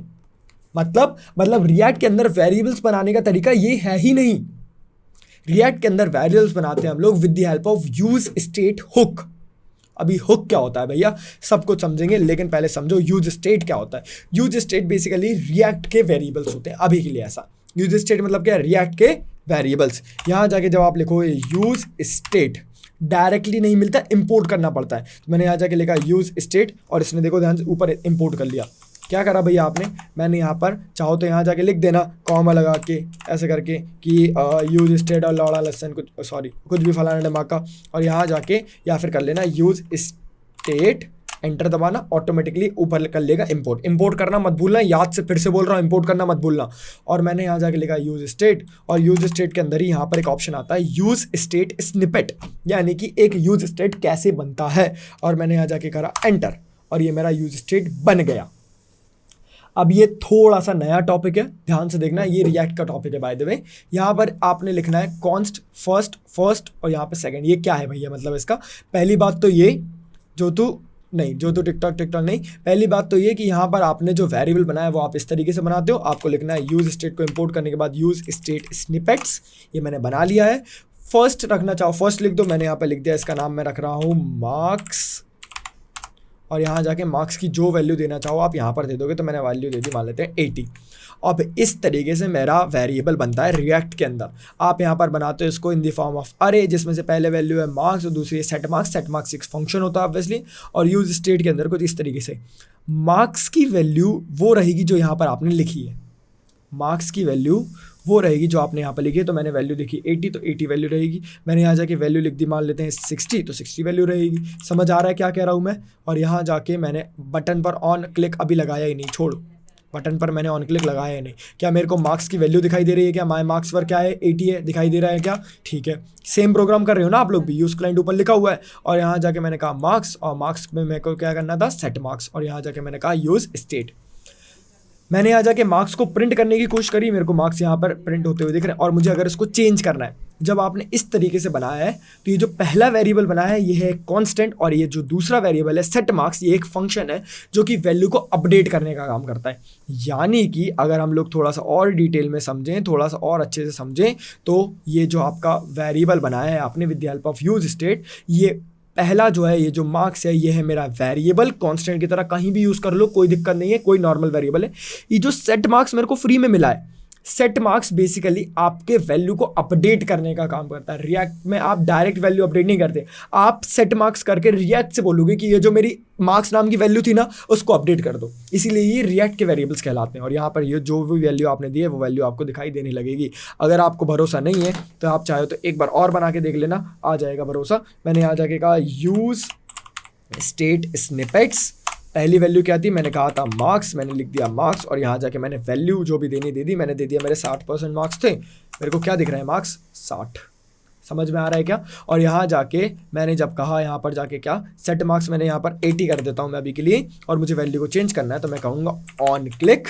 और ऑन क्लिक बटन पर क्लिक करने से क्या होना चाहिए बताओ जल्दी, क्लिक करने पर क्या होना चाहिए? क्लिक करने पर मेरा एक फंक्शन के अंदर मैं लिख देता हूँ डायरेक्ट ही जाके, कोई इशू नहीं है, मैं इसके अंदर एक फंक्शन बना के यहाँ पे लिख देता हूँ सेट मार्क्स, और यहाँ जाके जो भी वैल्यू देखोगे आप अब वो अपडेट हो जाएगी। मैंने यहाँ जाके वैल्यू लिख दिया 33, तो सेट मार्क्स के अंदर जब मैंने वैल्यू लिखी 33, तो जैसे ही आप बटन पर लिखते हो क्लिक, जैसे आप बटन पर करते हो क्लिक, क्या वैल्यू हो गई 33। समझ आया क्या हुआ? ये है भाई साहब हल्का सा कॉन्सेप्ट रिएक्ट के अंदर वेरिएबल्स का। हल्की पतली चीज़ नहीं है, इजी है, समय कम लगता है, लेकिन हल्की पतली चीज़ तो एटलीस्ट है ही नहीं। ठीक है, यहाँ जाके मैंने क्या करा, मैंने जाके कहा रिएक्ट का ये मैंने बनाया, और मैंने यहाँ पर जाके यूज स्निपेट करके मार्क्स बनाया, सेट मार्क्स बनाया, और यहाँ जाके मैंने ऑन क्लिक पर इसके अंदर ऑन क्लिक पर मैंने यहाँ जाके एक फंक्शन के अंदर एक एरो फंक्शन के अंदर मैंने कहा सेट मार्क्स, मैंने मार्क्स कर दिए सेट 33, तो मेरे मार्क्स 33 सेव हो जाएंगे। मैंने मार्क्स कर दिए वाले थे 50, तो रीलोड लेंगे यहाँ पर कुछ ऐसा, अपडेट करा 50, और ये सिर्फ फ्रंट एंड है बाय द वे। और हाँ, वैल्यू अपडेट हुई, पेज रीलोड हुआ क्या? पेज रीलोड हुआ क्या? नहीं हुआ ना? चाहो तो रीलोड करके देख लो, वैल्यू वापस 80 है, क्लिक करा 50 हो गई। कुछ इस तरीके से काम करते हैं हम लोग, रिएक्ट के ये वेरिएबल्स होते हैं। यूज स्टेट पे अपन करते हैं टिक, और यहाँ आते हैं हम लोग वापस से इस पे। पहला टॉपिक हमारा हो चुका है, सेकंड ये वाला टॉपिक भी हो चुका है by the way, calling function किस तरीके से फंक्शंस को कॉल करते हैं। एक टॉपिक और है जिसका नाम है टू वे बाइंडिंग, और हम समझेंगे टू वे बाइंडिंग अभी थोड़ी देर में। Let's go. 3, 2, 1 स्टार्ट। ठीक है जी, तो भाइयों हम लोगों ने यहाँ तक चीज़ें देख ली हैं, अब इसके आगे हम आगे बढ़ना स्टार्ट करते हैं। टू वे बाइंडिंग क्या होता है, और ये एडिंग प्रॉम्प्ट्स, और ये क्या क्या चीज़ें होती है, सब चीज़ें समझेंगे अपन, लेकिन थोड़ी देर बाद। ठीक है, क्या है ना, ये जब चीज़ें काम आती है जब आप एक एप्लीकेशन बनाते हैं टू डू ऐप, तो हम लोग क्या करते हैं बैचेस में कि एप्लीकेशन बना के चीज़ें करते हैं, तो लोगों को जब रियल लाइफ प्रोजेक्ट्स बनते हुए दिखते हैं तो यूज़ के समझ में आ जाता है। हम लर्न व्हाट मैटर्स में तो ये बना नहीं सकते बाय द वे, लेकिन हाँ आप लोग अगर कॉमेंट करोगे टाइम स्टैम्प के साथ कि भैया टू डू ऐप बनवा दो या फिर कोई एप्लीकेशन बनवा दो, तो मैं बनवा दूंगा। अगला टॉपिक है ब्रेकिंग द कंपोनेंट्स। क्या होता है इसका मतलब, चलो सीखते हैं जल्दी से, आ जाओ जल्दी से। यहाँ पर ये मेरे को यहाँ पर लिखा हुआ दिख रहा है, और यहाँ पर आपको चीज़ें लिखी हुई दिखाई दे रही हैं कुछ इस तरीके से। रिएक्ट के अंदर एक रूल होता है, एक क्या रूल मतलब बेसिकली एक लिखने का तरीका होता है। आप कभी भी page.js या फिर अपना जो मेन पेज होता है उसके अंदर सारा कोड नहीं लिखते, आप चीज़ें बनाते हो इन द फॉर्म ऑफ कंपोनेंट्स। और कंपोनेंट सीखने के लिए हमें थोड़ा सा फोल्डर का स्ट्रक्चर सीखना होगा, ध्यान से देखना है ना। ये जो ऐप है ना, यही आपके लिए मेन काम है। ऐप के अंदर यहाँ पर हमको फेवाइकॉन, पता है क्या है फेवाइकॉन? हमारा जो फेवाइकॉन आ रहा है, याद करो वो जो आइकन दिख रहा है ना आपको, वो फेवाइकॉन है। वो समझ में आ गया कैसा दिखता है? तो वो हमें आता हुआ दिख रहा था हमारे वेबसाइट के अंदर जब पहले बनी थी, तो अभी तो इसका यूज़ नहीं है, तो इसको हटा दो, डिलीट करो, कोई इशू नहीं है। अब यहाँ जाके global.css, सारी चीज़ों पर ऐसी CSS जो काम करे, तो यहाँ जाके मैं सिर्फ बॉयलरप्लेट अगर लिख दूँ तो काफ़ी है ना। हाँ, बॉयलरप्लेट अगर लिख दे रहे हो तो वो जस्ट इनफ है। ठीक है, तो पहले बिना बॉयलरप्लेट के कुछ इस तरीके से आ रहे थे, बिना बॉयलरप्लेट के कुछ इस तरीके से आ रहे थे, बॉयलरप्लेट लिख दी तो थोड़े ढंग के आने लगेंगे, ढंग से आने लगेंगे। समझ में आ रहा है ना क्या बोल रहा हूँ मैं? तो बॉयलरप्लेट लिख दिया अपन ने। नेक्स्ट चीज़ यहाँ पर है page.js, और मैंने अभी तक आप लोगों को ये बताया है कि page.js हमारा इंपॉर्टेंट पेज है, इसके अंदर हम सब कुछ लिख रहे हैं। लेकिन page.js के जो फादर हैं, मतलब ये जो page.js है ना, उनके पापा कौन है? उनके पापा हैं ये कौन है? ये है layout.js। layout.js is basically the index.html of your page, मतलब ये हमारा मेन पेज है, ऐसा समझ लो। इसके अंदर सारी चीज़ें, अब इसके अंदर सबसे पहली लाइन क्या लिखी हुई है? इसके अंदर ये पहली लाइन लिखी हुई है जिसमें ये फॉन्ट इंस्टॉल कर रहा है, ये फॉन्ट को इंपोर्ट करके लगा रहा है। आपका मन करे लगाओ, नहीं करे मत लगाओ। तो ये वाली लाइन हटा देना, ये वाली लाइन भी हटा देना, और ये वाली लाइन भी हटा देना। सिर्फ ग्लोबल CSS को इंपोर्ट कर लेना जिससे ये काम करने लगे, और यहाँ जाके ये भी हटा देना। कौन सा वाला भैया? ये जो क्लास नेम दिया था ये भी हटा देना। अब ये आपका सिंपल सा काम है। चिल्ड्रन कहाँ से आ रहा है? तो ये चिल्ड्रन और यू डू लेआउट जो है ये अपने सर्वर वाले पार्ट का है। तो यहाँ जाके जो चिल्ड्रन है यहाँ पर मुझे दिख रहा है, तो यहाँ पर आपको चीज़ें सेम दिखाई दे रही हैं। अब इसके अंदर बॉडी के अंदर अगर मैं यहाँ पर जाके आपसे कहूँ ना कि मैं हेलो के साथ चिल्ड्रन पास करता हूँ, तो पहले तो हेलो आएगा, उसके बाद आपका चिल्ड्रन आएगा। ठीक है, तो ये हमारी बॉडी, और बॉडी के अंदर से यहाँ पर मेरा काम हो रहा है। तो भैया कंपोनेंट्स क्या हम इनको छेड़ते हैं क्या? नहीं, इनको छेड़ते तो नहीं है, यही तो खास बात है। यहाँ जाके हम करने क्या वाले हैं, आप यहाँ देखो ध्यान से। हम लोग यहाँ पर बाहर मतलब सबसे बाहर, सभी चीज़ों के बाहर यहाँ पर हम बनाएंगे कंपोनेंट्स। हम यहाँ बनाते हैं कंपोनेंट्स। कंपोनेंट्स क्यों जरूरी है भैया? कंपोनेंट्स इसलिए जरूरी है क्योंकि आप अपने page.js के अंदर सिर्फ एक पेज के अंदर सारा कोड लिखोगे ना, तो काफ़ी रश भी हो जाएगा और काफ़ी गंदा भी तरीका होता है, बेकार तरीका होता है। हम कंपोनेंट्स बना के चीज़ें करते हैं। और कंपोनेंट्स कैसे बनाएंगे? जैसे मैंने यहाँ पर बनाया कंपोनेंट्स, और यहाँ जाके मैंने कहा एंटर, कैपिटल C के साथ लिखना है कंपोनेंट्स का जो फोल्डर बनेगा आपका। और इसके अंदर मैं बना रहा हूँ लेट से एक फाइल जिसका नाम मैं रख रहा हूँ, और एक रूल होता है आपको यहाँ पर जो भी आपका कंपोनेंट है उसको कुछ कैपिटल के साथ ही नाम लिखना है। तो मैंने यहाँ जाके लिया header.js, ये मेरा हेडर रहेगा, समझो ऐसा। मैंने जाके कहा एंटर, ये मेरा बन गया। अब कोई भी हमने फाइल बनाई है तो उसके अंदर RAFC लिखना तो ज़रूरी है, तो मेरा बन गया। अब ये header.js, header.js को मुझे अपने इसके अंदर लगाना है। इस किसके अंदर भैया, मुझे यहाँ पर जाके इसको काय के अंदर लगाना है, अपने page.js के अंदर जोड़ना है। तो मैंने सारी चीज़ें तो अब इसके अंदर हटा दी, मैंने कहा RAFCE, मैंने यहाँ जाके लिख दिया और यहाँ पर मुझे सिर्फ पेज लिखा हुआ दिख रहा है, दिखाई दे रहा है ना यहाँ पर पेज लिखा हुआ। अरे और अच्छे से देख लो, दिखाई दे रहा है ना। मुझे यहाँ पर हेडर को इंपोर्ट करना है, तो मुझे कुछ भी नहीं करना, बहुत आसान काम है। हेडर अलग फाइल है, उसको अलग फोल्डर के अंदर भी बनी हुई है। तो यहाँ जाके आप कहोगे इम्पोर्ट, और यहाँ जाके मैं चाहो तो इंपोर्ट लिखता हूँ। क्या इंपोर्ट करना है, हेडर। नाम हमेशा कैपिटल में कंपोनेंट्स का कैपिटल लेटर के साथ। तो मैंने आज कहा हेडर फ्रॉम, कहाँ से करना है, तो एक काम कर लो, अगर एड्रेस नहीं पता तो लिख देना डबल कोट्स के अंदर या सिंगल कोट्स के अंदर @ के अंदर मेरे पास कंपोनेंट्स है, कंपोनेंट्स के अंदर मेरे पास हेडर है। ये मैंने हेडर को इंपोर्ट कर दिया। और अगर मुझे इसको अप्लाई करना है तो यहाँ पर मैं इस तरीके से लिखने की जगह मैं काम करता हूँ, मैं यहाँ पर एक फ्रेगमेंट्स बना देता हूँ कुछ इस तरीके के। ये मैंने फ्रेगमेंट बना दिए। अब मैं यहाँ पर हेडर लगाना चाहता हूँ ना, हेडर को आप यूज़ कर सकते हो एज अ टैग, क्योंकि ये JSX होता है ना बाय द वे। तो यहाँ पर आप इसको ऐसे लिखते हो। तो यहाँ जाके हमने लिखा जब हेडर, और हेडर को मैंने कुछ इस तरीके से लिख दिया। तो ये जो हेडर है ये आपकी हेडर वाली फाइल है, और यहाँ पर आपको हेडर लिखा हुआ दिख रहा है। और मैं इसके नीचे अगर आपके लिए लिख दूँ, लेट्स से मेन पेज, तो ये जो मेन पेज आपने लिखा है ये आपको इसके अंदर लिखा हुआ दिख रहा है। और मुझे ऐसे नहीं लिखना चाहिए था बाय द वे, मुझे इन दोनों को कट करके फ्रेगमेंट्स के अंदर लिखना चाहिए था, आई एम सॉरी।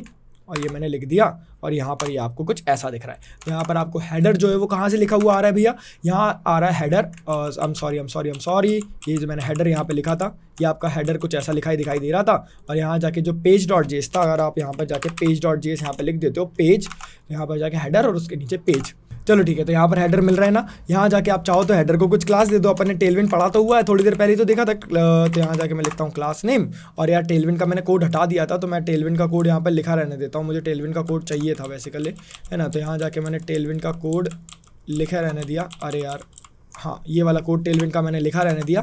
तो ये टेलविंड के साथ कुछ ऐसा दिख रहा है। मैं यहाँ जाके देता हूँ क्लास नेम, मैंने जाके दे दिया इसको हाइट, मान लेते हैं 8, तो ये हाइट ले लेगा। मैंने जाके इसको कहा BG ले लो आप ग्रीन, और ग्रीन में भी कौन सा, ये वाला ग्रीन, तो ये BG भी ले लेगा ग्रीन। समझ में आ रहा है ना, ये आपका हेडर है बाय द वे। और इसको अगर आपको देना है डिस्प्ले,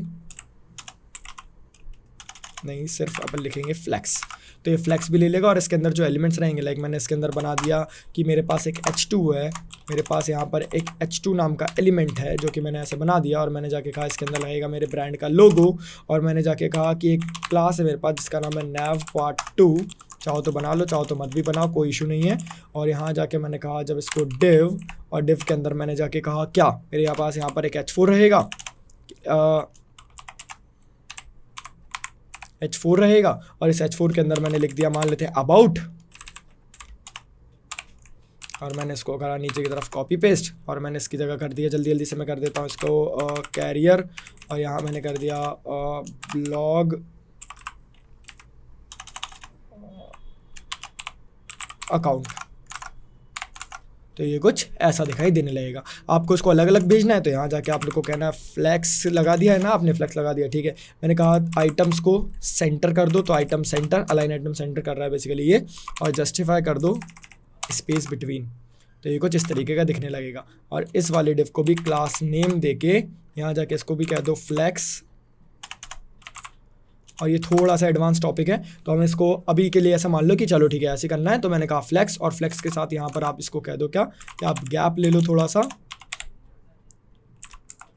2, मैंने गैप भी दे दिया। तो ये कुछ ऐसा दिखाई देने लगेगा। समझ में आ रहा है क्या? चाहो तो इसको हाइट बढ़ा के कर दो 16, ठीक है। और यहाँ जाके गैप को बढ़ा के कर दो 8। तो ये कुछ ऐसा दिखाई देने लगेगा। चाहिए तो पैडिंग भी दे दो। यहाँ जाके मैंने कहा px5, तो मैंने पैडिंग भी दे दी। ये कुछ ऐसा दिखाई देने लगेगा। ये आपका हेडर है। ये कैसे बना? ये बना page.js की हेल्प से, और page.js की हेल्प से भी नहीं, यहाँ जाके आपने हेडर नाम की क्लास बनाई थी। सेम आप फुटर बना के ट्राई करना, और एक वेब पेज आप खुद से ट्राई करो, खुद से, जो कि इन चीज़ों से बन रहा है। मतलब आपने कंपोनेंट्स की हेल्प से बनाया, अलग अलग कंपोनेंट्स को जोड़ के इस तरीके से। बस क्या करना है, इंपोर्ट करना है और उसका खुद का टैग बना देना, काम हो जाएगा आपका। अब एक ज़रूरी चीज़ और, हम जो भी वेरिएबल्स बनाएंगे, लाइक मैंने यूज स्टेट या यूज स्टेट स्निपेट या कुछ भी करके मैं बना रहा हूँ कोई भी वेरिएबल, तो मैं यहाँ जाके एक यूज स्टेट स्निपेट बनाता हूँ मैं। और यहाँ जाके मैंने इसका लिख दिया वेरिएबल का नाम, मैंने कहा कि यूज़र, मेरा यूज़र है, और यहाँ जाके मैंने यूज़र का दे दिया नाम क्या है, सार्थक है। ठीक है, तो मेरे यूज़र का नाम क्या है, सार्थक है। अब अगर मेरे को चाहिए कि मैं यहाँ पर यूज़र को देखूँ, कहाँ पर देखूँ मैं यूज़र को, यहाँ पर, तो यहाँ तो मैं डायरेक्ट देख सकता हूँ। तो मैंने यहाँ जाके कहा यूज़र, और यहाँ जाके मुझे यूज़र मिल जाएगा। और हाँ, ज़रूरी चीज़, इसको इंपोर्ट कर लेना यूज स्टेट स्निपेट को। तो यहाँ जाके यूज स्टेट को मैंने इंपोर्ट कर लिया। और एक चीज़ हमको पहले लिखनी पड़ती है जो कि मैं कई बार भूल जाता हूँ, तो आप लोग याद रखना, यूज़ क्लाइंट। तो ये मुझे दिखाई देने लगेगा, ये मेरे को सार्थक यहाँ पर लिखा हुआ दिखाई दे रहा है। अब मुझे यहाँ पर अगर इसके अंदर सार्थक को इंपोर्ट करना है तो कैसे करूँ, मतलब समझो, मैं थोड़ा सा आपको एपिक पेन की हेल्प से डिटेल में समझाता हूँ, समझने की कोशिश करना है। ठीक है, ओके चलो। तो मान लेते हैं हमारा यहाँ पर है page.js, this is basically the parent of और, मतलब ये सबसे मेन डिव है, ये सबसे मेन चीज़ है ना, डिव नहीं है, मेन है, सबसे मेन पेज है मेरे पास। अब इस पेज के अंदर से मैं हेडर के अंदर डेटा भेजना चाहता हूँ, समझ रहे हो। या फिर अगर हम रियल लाइफ एग्जांपल लें तो ऐसा समझो, एक वेबसाइट का होता है होम पेज। क्या होता है वेबसाइट का, होम पेज। अब इस होम पेज के अंदर से मल्टीपल पेजेस निकले, जैसे मान लेते हैं एक पेज है जिसका नाम है अबाउट, एक पेज है जिसका नाम है मान लेते हैं कोर्सेस, एक पेज है जिसका मान लेते हैं नाम है अकाउंट, यूज़र का जो भी अकाउंट रहेगा वो। ठीक है, अब मान लेते हैं जैसे कोर्सेस में एक कोर्स है जिसका नाम है क्या नाम है मेरे कोर्स का, जैसे जिसका नाम है वेब डेव, एक कोर्स है। एक कोर्स और है मेरे पास जिसका नाम है रिएक्ट। और अब इस रिएक्ट के अंदर भी मेरे पास 3 कोर्सेज है, तो मैं कहूँगा रिएक्ट 1, रिएक्ट 2, रिएक्ट 3। समझ रहे हो, मैं पूरा जो डेटा है वो ऊपर से नीचे की तरफ फ्लो करने वाला हूँ। एक चीज़ याद रखना भाइयों, कभी भी आपका डेटा नीचे से ऊपर की तरफ फ्लो नहीं होता। मैं तरीका बता दूंगा उसका कैसे करते हैं, उसकी भी ट्रिक्स होती हैं कुछ, लेकिन आपको हमेशा डेटा कहाँ फ्लो करना है, नीचे से ऊपर की तरफ नहीं, ऊपर से नीचे की तरफ। तो यहाँ पर आप कुछ ऐसे डेटा फ्लो करते हो। तो अपन होम पे बैठे हैं, होम से डेटा अपन नीचे की तरफ कैसे फ्लो करेंगे वो सीखते हैं। चलो आ जाओ जल्दी से, फटाफट यहाँ देखो। ठीक है, यहाँ पर मैं डेटा कैसे पास करूँगा, यहाँ पर मैंने यूज़र बना दिया, यहाँ तो मुझे यूज़र दिखाई दे रहा है, सिंपल। लेकिन मुझे यहाँ पर अगर इसके अंदर देखना है यूज़र, तो यहाँ जाके आप इसके अंदर एट्रीब्यूट्स पढ़े अपन लोगों ने, एट्रीब्यूट्स उसकी तरह लिख सकते हो। तो लाइक मैंने यहाँ पर लिख दिया, मैंने कहा user is equal to what, is equal to user. तो ये मैंने यहाँ से कुछ इस तरीके से पास कर दिया, नाम कुछ भी रख सकते हो, फिर से कह रहा हूँ, कुछ इस तरीके से आपने इक्वल टू लगा के यहाँ पर पास कर दिया। और अगर आपको इसको यहाँ पर देखना है तो यहाँ पर आप सिंपल लिख दो प्रॉप्स, और आप सिंपल प्रॉप्स लिखोगे। और अगर आपको इसको देखना है तो यहाँ पर जब आप इसको देखोगे तो आपको लिखना पड़ेगा प्रॉप्स डॉट, क्या नाम था हमारे यूज़र का, यूज़र। तो जब आप इसको देखोगे तो आपको यहाँ पर सार्थक लिखा हुआ दिखाई दे रहा है। इसको कहते हैं डेटा पास करना with the help of props. Props का मतलब क्या होता है भैया, प्रॉप्स मतलब आप जो कॉन्सेप्ट है ना प्रॉप्स का, आगे जाके देखने वाले हो। प्रॉप्स का मतलब क्या है, इसका मतलब ये है कि आप कोई डेटा पैरेंट से चाइल्ड की तरफ फ्लो कर रहे हो, और ये काय के अंदर लेगा, इन द फॉर्म ऑफ लेगा प्रॉप्स। चाहो तो आप इसको कंसोल पर भी देख सकते हो प्रॉप्स क्या है। तो प्रॉप्स एक मेरा ऑब्जेक्ट आ रहा होगा, वहाँ से कहाँ से आ रहा होगा भैया, प्रॉप्स के अंदर मेरे पास एक ऑब्जेक्ट आ रहा होगा, यूज़र सार्थक नाम का मेरा एक ऑब्जेक्ट आ रहा है। अगर मेरे को कोई और डेटा भेजना है, लाइक मैंने कहा कि मैं कहूँगा कि जैसे यूज़ स्टेट स्निपेट, और मैंने बनाया है कि एक मेरा एडिटर है, एक मेरा एडिटर है, और यहाँ जाके मैं कहूँगा एडिटर का नाम है मान लेते हैं आकर्ष। ठीक है, Aakarsh is a very sweet guy. तो यहाँ जाके मुझे आकर्ष को पास करना है, तो मैं कुछ नहीं करूँगा, यहाँ जाके प्रॉप्स तो मिल रहा था। अब आपको प्रॉप्स के अंदर देखो क्या डेटा मिल रहा है, देखो ध्यान से, पास ही नहीं करा कैसे दिखेगा। तो यहाँ जाके मैंने कहा एडिट नाम भी रख सकते हो, और चाहो तो यहाँ जाके इक्वल टू और ये लगा के यहाँ पे लिख दो एडिटर का नाम। तो मैंने कहा एडिटर, और यहाँ पर अब आपको एडिटर भी मिल रहा होगा, देखो यूज़र भी है और एडिटर भी है। जब मैं अगर डायरेक्टली ही अगर अप्लाई करने की कोशिश करूँगा प्रॉप्स को, तो ये मुझे एरर देगा डायरेक्टली, क्योंकि ऑब्जेक्ट को कैसे ही आप प्रिंट करोगे यार HTML के अंदर, क्या पागल वागल हो गए हो क्या। तो मैं कहूँगा प्रॉप्स डॉट यूज़र में मेरे को यूज़र मिल रहा था, मैं यहाँ जाके कहूँगा अकाउंट की जगह यहाँ पर लिख देता हूँ प्रॉप्स डॉट एडिटर। एडिट लिखेंगे बेसिकली, क्योंकि अपन ने एडिट नाम से पास किया है ना यहाँ पे, तो एडिट लिख देंगे। और यहाँ पर अपने को क्या मिल रहा है, देखो ध्यान से, यहाँ पर आकर्ष लिखा हुआ है। समझ में आ रहा है क्या हो रहा है, ये है कॉन्सेप्ट साहब, समझ रहे हो क्या हो रहा है यहाँ पर। तो ये है कॉन्सेप्ट प्रॉप्स ड्रिलिंग का, यानी कि आप प्रॉप्स के थ्रू डेटा पास करते हो, दैट्स इट। प्रॉप्स ड्रिलिंग नहीं कहेंगे, प्रॉप्स के थ्रू डेटा पास करना। तो कंपोनेंट्स में ब्रेक भी कर लिया हमने, अब मल्टीपल कंपोनेंट। कोई वेबसाइट लो एग्जाम्पल के तौर पर, कोई वेबसाइट लो और उसको प्रॉप्स के थ्रू बनाओ, और सॉरी प्रॉप्स नहीं कहते हुआ, हम कहते हैं कि कोई वेबसाइट लो अपने मन से और उसको बनाओ with the help of these components. ठीक है, कोई भी वेबसाइट एग्जाम्पल के लिए ले लेना, है ना, और चाहिए होगा तो मेरे को कमेंट कर देना, मैं बता दूंगा कौन सी वेबसाइट प्रैक्टिस कर सकते हो। सिंपल, अभी कुछ नहीं करना। रिएक्ट एप्लीकेशन बना लिया हम लोगों ने यूज स्टेट सीख लिया। यूज स्टेट सीखने के बाद हम लोगों ने यहाँ पर प्रॉप्स के थ्रू डेटा पास कर रहे हैं और कंपोनेंट्स बना के कुछ इस तरीके का मैंने कंपोनेंट बनाया और मैंने यहाँ पर जाके इसको कुछ इस तरीके से देख लिया। कंसोल पर भी नहीं देखते, हटा देते हैं, यहाँ पर मेरा डेटा पास भी हो रहा है। एक काम करना बस मेरे लिए, इसको एक बार प्रैक्टिस कर लेना और नहीं समझ में आया थोड़ा वीडियो में पीछे जाना, वहां से देख के आ जाना। ये हो गया मेरा कंपोनेंट्स और प्रॉप्स वाला कॉन्सेप्ट भी क्लियर।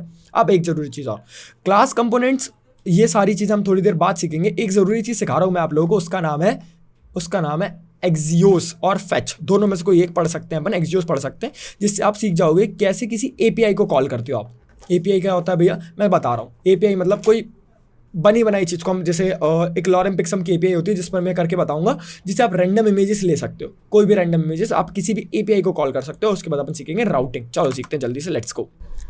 ऑल राइट भाइयों, बहुत सारी पढ़ाई हो चुकी है, मैं समझ रहा हूँ तुम्हारे दिमाग का हो गया होगा, है ना, और करनी तो पड़ेगी। देखो पढ़ाई तो करनी पड़ेगी यार। और यहाँ जाके हमने कितना सारा पढ़ लिया अभी तक, और ये देख सकते हो आप। अब मैं यहाँ पर आपको क्लास कंपोनेंट्स वगैरह बाद में बताऊंगा, टेंशन मत लो। यूज लाइफ साइकिल भी मैं जब तुम्हें एपीआई कॉल करना बता दूंगा तब हो जाएगा। यहाँ पर एक इंपॉर्टेंट टॉपिक है जिसका नाम है राउटिंग। रिएक्ट के अंदर राउटिंग कैसे होती है भैया, जल्दी से हमें वो भी सिखा दीजिए। तो चलो ठीक है, सीखते हैं कैसे होती है राउटिंग। और एक काम की चीज़ बताऊँगा, रिएक्ट क्यों खास है। चलो ठीक है, देखते हैं, आ जाओ। यहाँ जाके अपन ने कुछ इस तरीके से यहाँ पर लिखा था। एक काम करते हैं, फालतू की चीज़ें हैं, इनको कोई यूज है क्या इनका, नहीं है यार, हटाओ। चलो ठीक है, यहाँ जाके क्या लिखना था, RAFCE, और यहाँ जाके मैंने इसको लिख लिया, दैट्स इट। चलो जी चलो, यहाँ जाके इसको छेड़ना है या नहीं छेड़ना। यहाँ पर क्या लिखा मिलेगा, पेज लिखा मिलेगा। ओके, क्या सीख रहे हैं, राउटिंग। राउटिंग का मतलब क्या है, राउटिंग का मतलब एक पेज से जंप करके दूसरे पेज पे जाना, दैट्स इट भैया। कंपोनेंट्स तो वो जो दिख रहा था वो तो चीज़ों को तोड़ के कर रहे थे। राउटिंग मतलब एक पेज से कूद के दूसरे पेज पे जाना।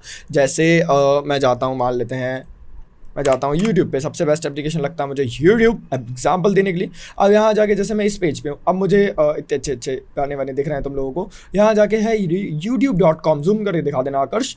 और जब मैं जाऊँगा youtube.com से, मान लेते हैं ट्रेंडिंग पे, तो ये मेरा URL चेंज हो गया। क्या पेज रिलोड हुआ, नहीं।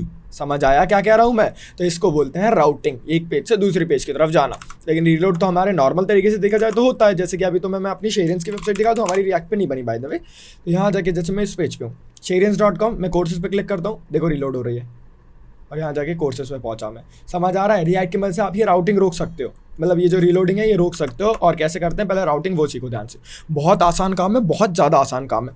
page.js के अंदर आ जाओ जल्दी से पहले, और यहाँ जाके हमने यहाँ पर बनाना क्या है, हमने यहाँ पर बनाना है, तो यहाँ पे हमारे पास मान लेते हैं A टैग है, तो मैंने यहाँ पर लिखा A टैग कैसे बनता है, यहाँ पर A लिखते हैं, दोनों तरफ A टैग बन गया। href के अंदर किसी की भी लिंक डाल देते थे अपन, तो भैया राउटिंग हो जाती थी, जिसके लिंक डालनी उसको डाल दो। तो लेट से मेरे पास मेरे पेज के अंदर मल्टीपल पेजेस हैं, जैसे कि एक पेज है जिसका नाम है अबाउट, और यहाँ पर एक पेज है जिसका नाम है, मान लेते हैं प्रोडक्ट, और यहाँ पर एक पेज है जिसका नाम है क्या है, जिसका नाम है लेट से कोर्सेस। समझ में आ रहा है। लेकिन यहाँ पर भैया राउट्स कैसे डाले, क्या page.js के इधर पे फाइल बना लेंगे, नहीं। करना क्या है वो समझो ध्यान से, मैं क्या कह रहा हूँ।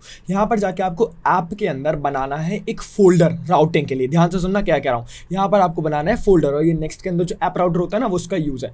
मैंने यहाँ जाके फोल्डर पे क्लिक करा, जो भी आपको राउट बनाना है वो बना दो। तो लेट से मेरे को बनाना था अबाउट का, तो मैंने यहाँ जाके फोल्डर बना दिया जिसका नाम क्या रखा, अबाउट, कैपिटल A के साथ, काय के साथ, कैपिटल A के साथ, और यहाँ मैंने बना दिया अबाउट। अब अबाउट नाम का फोल्डर बन गया, कहाँ बना, ऐप के अंदर।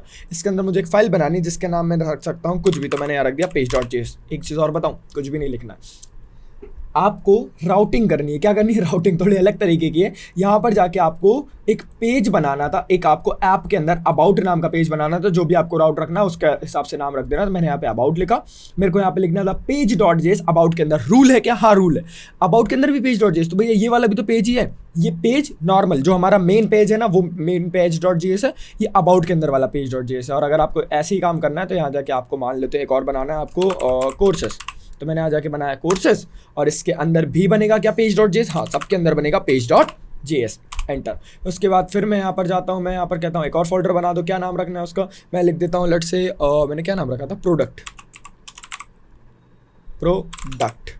और इसके अंदर भी क्या बनेगा, page.js, हाँ बिल्कुल इसके अंदर भी बनेगा, क्या बनेगा भाइयों, इसके अंदर बनेगा पेज डॉट, नाम page.js लिखना जरूरी, हाँ। तो यहाँ पर हुआ क्या, देखो ध्यान से, एक अबाउट है, एक प्रोडक्ट है और यहाँ पर एक कोर्सेस है, कुछ इस तरीके का यहाँ पर हमको दिखाई दे रहा है, कोई दिक्कत इसमें नहीं। अब इनके अंदर आप चाहो तो लिख लो नॉर्मल RAFCE और यहाँ पर चाहो तो इसका नाम पेज रख दो, यहाँ पर चाहो तो इसका नाम अबाउट रख दो। तो मैंने लिख दिया अबाउट, इसके अंदर लिख दिया मैंने RAFCE और ये कोर्सेस का था तो मैंने लिख दिया यहाँ पे कोर्सेस। ठीक है जी, यहाँ जाके इसके अंदर मैंने लिखा RAFCE और इसके अंदर मैंने लिख दिया प्रोडक्ट। ठीक है, एक काम करना, पूछो क्या, इसको हेडर के अंदर डालना ताकि सभी पेजेस के अंदर सेम हो जाए और सभी पेजेस के अंदर हेडर को इंपोर्ट करके हम लगा लेंगे, कोई इशू नहीं है।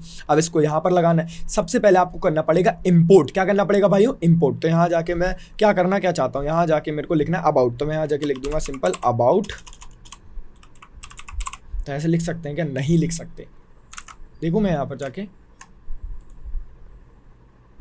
लिख तो सकते, हटाओ इतना काट देना।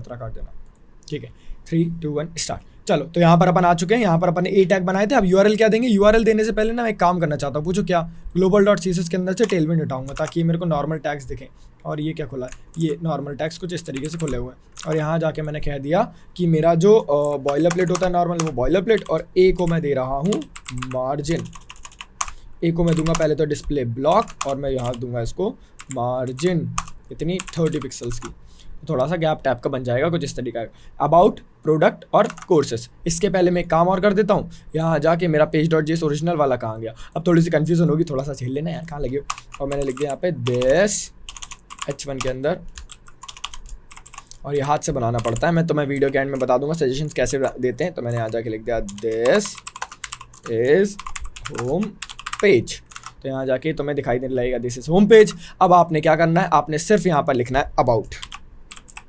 सिर्फ इतना लिखने से काम हो जाएगा? हाँ भैया हो जाएगा। और ऐसे लिख देना /अबाउट कैपिटल ए के साथ। यहाँ पर फोल्डर का नाम क्या रखा था? अबाउट रखा था ना, तो कैपिटल ए के साथ लिख देना अबाउट। पता है क्या होगा, जब तुम अबाउट पे क्लिक करोगे तुम कहाँ पहुँच जाओगे? about.js के अंदर।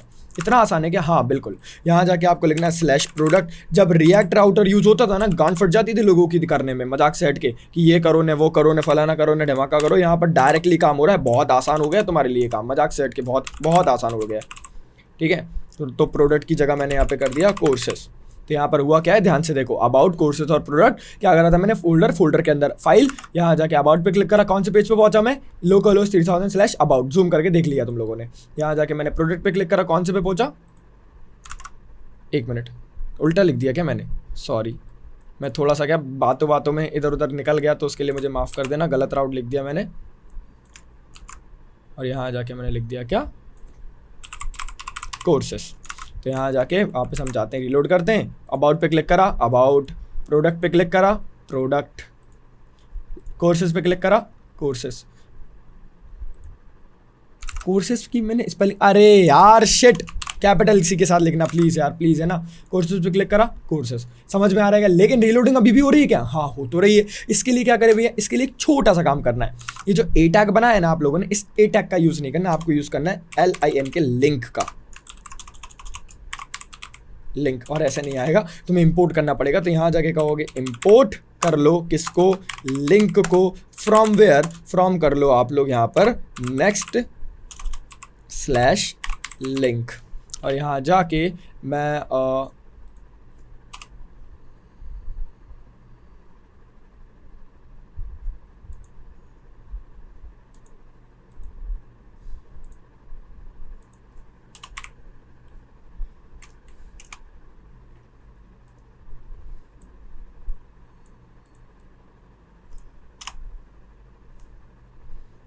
पता नहीं क्या दे रहा था, ये चूतिया है क्या? सेम ही तो पहले भी लिखा था मैंने। एक मिनट को फिर से लिखने दो, import link from next /link. यही तो मैंने पहले लिखा था। ये चूतिया है क्या? चलो ठीक है, यहाँ देखो मैंने लिंक को इंपोर्ट कर लिया। कुछ ऐसा टाइप करना है, स्मॉल l के साथ लिखना है, शायद इस वजह से दिक्कत हो रही होगी। और यहाँ जाके करना क्या है, आपको बनाना है लिंक टैग। कौन सा टैग बनाना है भाइयों? LIN के लिंक टैग बनाना है यहाँ पर कुछ इस तरीके से। और यहाँ पर जाके आप इसको ढंग से बना लो तरीके से, जैसे अच्छा खासा कोई टैग बनता है वैसा। और मैंने यहाँ जाके लिखा LIN के लिंक, और इस लिंक के अंदर यहाँ पर आपको देना है HREF। और HREF के अंदर आपको देना है क्या? कोई भी अपना राउट, मतलब जो भी आपका राउट होता है ना, वो राउट देना है। तो मैंने यहाँ जाके लिखा HREF और डबल कोट्स के अंदर मैंने जाके लिख दिया /अबाउट। About, that's it. और यहाँ जाके मैंने लिखा अबाउट, मैंने कॉपी करके एंटर एंटर, और यहाँ जाके मैंने अबाउट की जगह कर दिया क्या, प्रोडक्ट। और यहाँ जाके मैंने इसकी जगह कर दिया, मान लेते हैं कोर्सेस, दैट्स इट। और यहाँ जाके मैंने करा प्रोडक्ट, और यहाँ जाके मैंने कर दिया कोर्सेस। अब देखो ध्यान से क्या होगा खेल, ठीक है। और इसके पहले मैं लिख दूँ दिस, H1 के अंदर लिखता हूँ बाय द वे में, और यहाँ जाके मैं लिखा H1 के अंदर दिस इज होम पेज, और ये कुछ ऐसा दिखाई देने लगेगा। अबाउट पे क्लिक करा, मैं कहाँ पहुँच गया, अबाउट पे। रीलोडिंग हुई क्या, नहीं, जल्दी से ताकि देखो रीलोडिंग हुई क्या, नहीं हुई। कहाँ पहुँच गया, प्रोडक्ट पे। कहाँ पहुँच गया, कोर्सेस पे। समझ आ रहा है क्या हो रहा है। यहाँ पर आपने लिंक नाम का एक टैग बनाया, कहाँ मिलेगा, next/link से स्मॉल l के साथ लिखना, और आपने HRA टैग जैसे बनाते थे सेम बना दिया। और यहाँ जाके आप जैसे क्लिक कर रहे हो, ये आपको जिस तरीके से मिल रहा है, ये होगी अपनी राउटिंग बिना लोडिंग के। लेकिन भैया ये तो हमको बार बार लिखना पड़ेगा क्या, हाँ यार बार बार तो लिखना पड़ेगा। इससे बचने का कोई तरीका बता दीजिए। अब आपने इतना ही बता दिया है तो चलो मैं बता भी देता हूँ, टेंशन क्यों ले रहे हो। यहाँ जाके आपने हेडर बनाया था, बोलो हाँ, हाँ तो बोलो पहले, नहीं तुमने अभी भी नहीं बोला, हाँ हाँ बोलना पड़ेगा तभी मैं आगे बढ़ूंगा। अरे हाँ बोलो।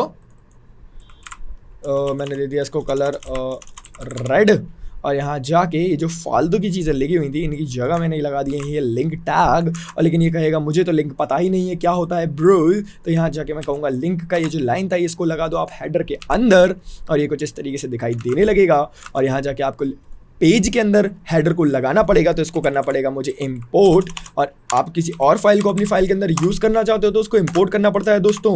और मैंने कहा हेडर को इंपोर्ट करना चाहता हूँ तो मैंने क्लिक करा हेडर, और ये ऑटोमेटिकली लिख के दे देगा।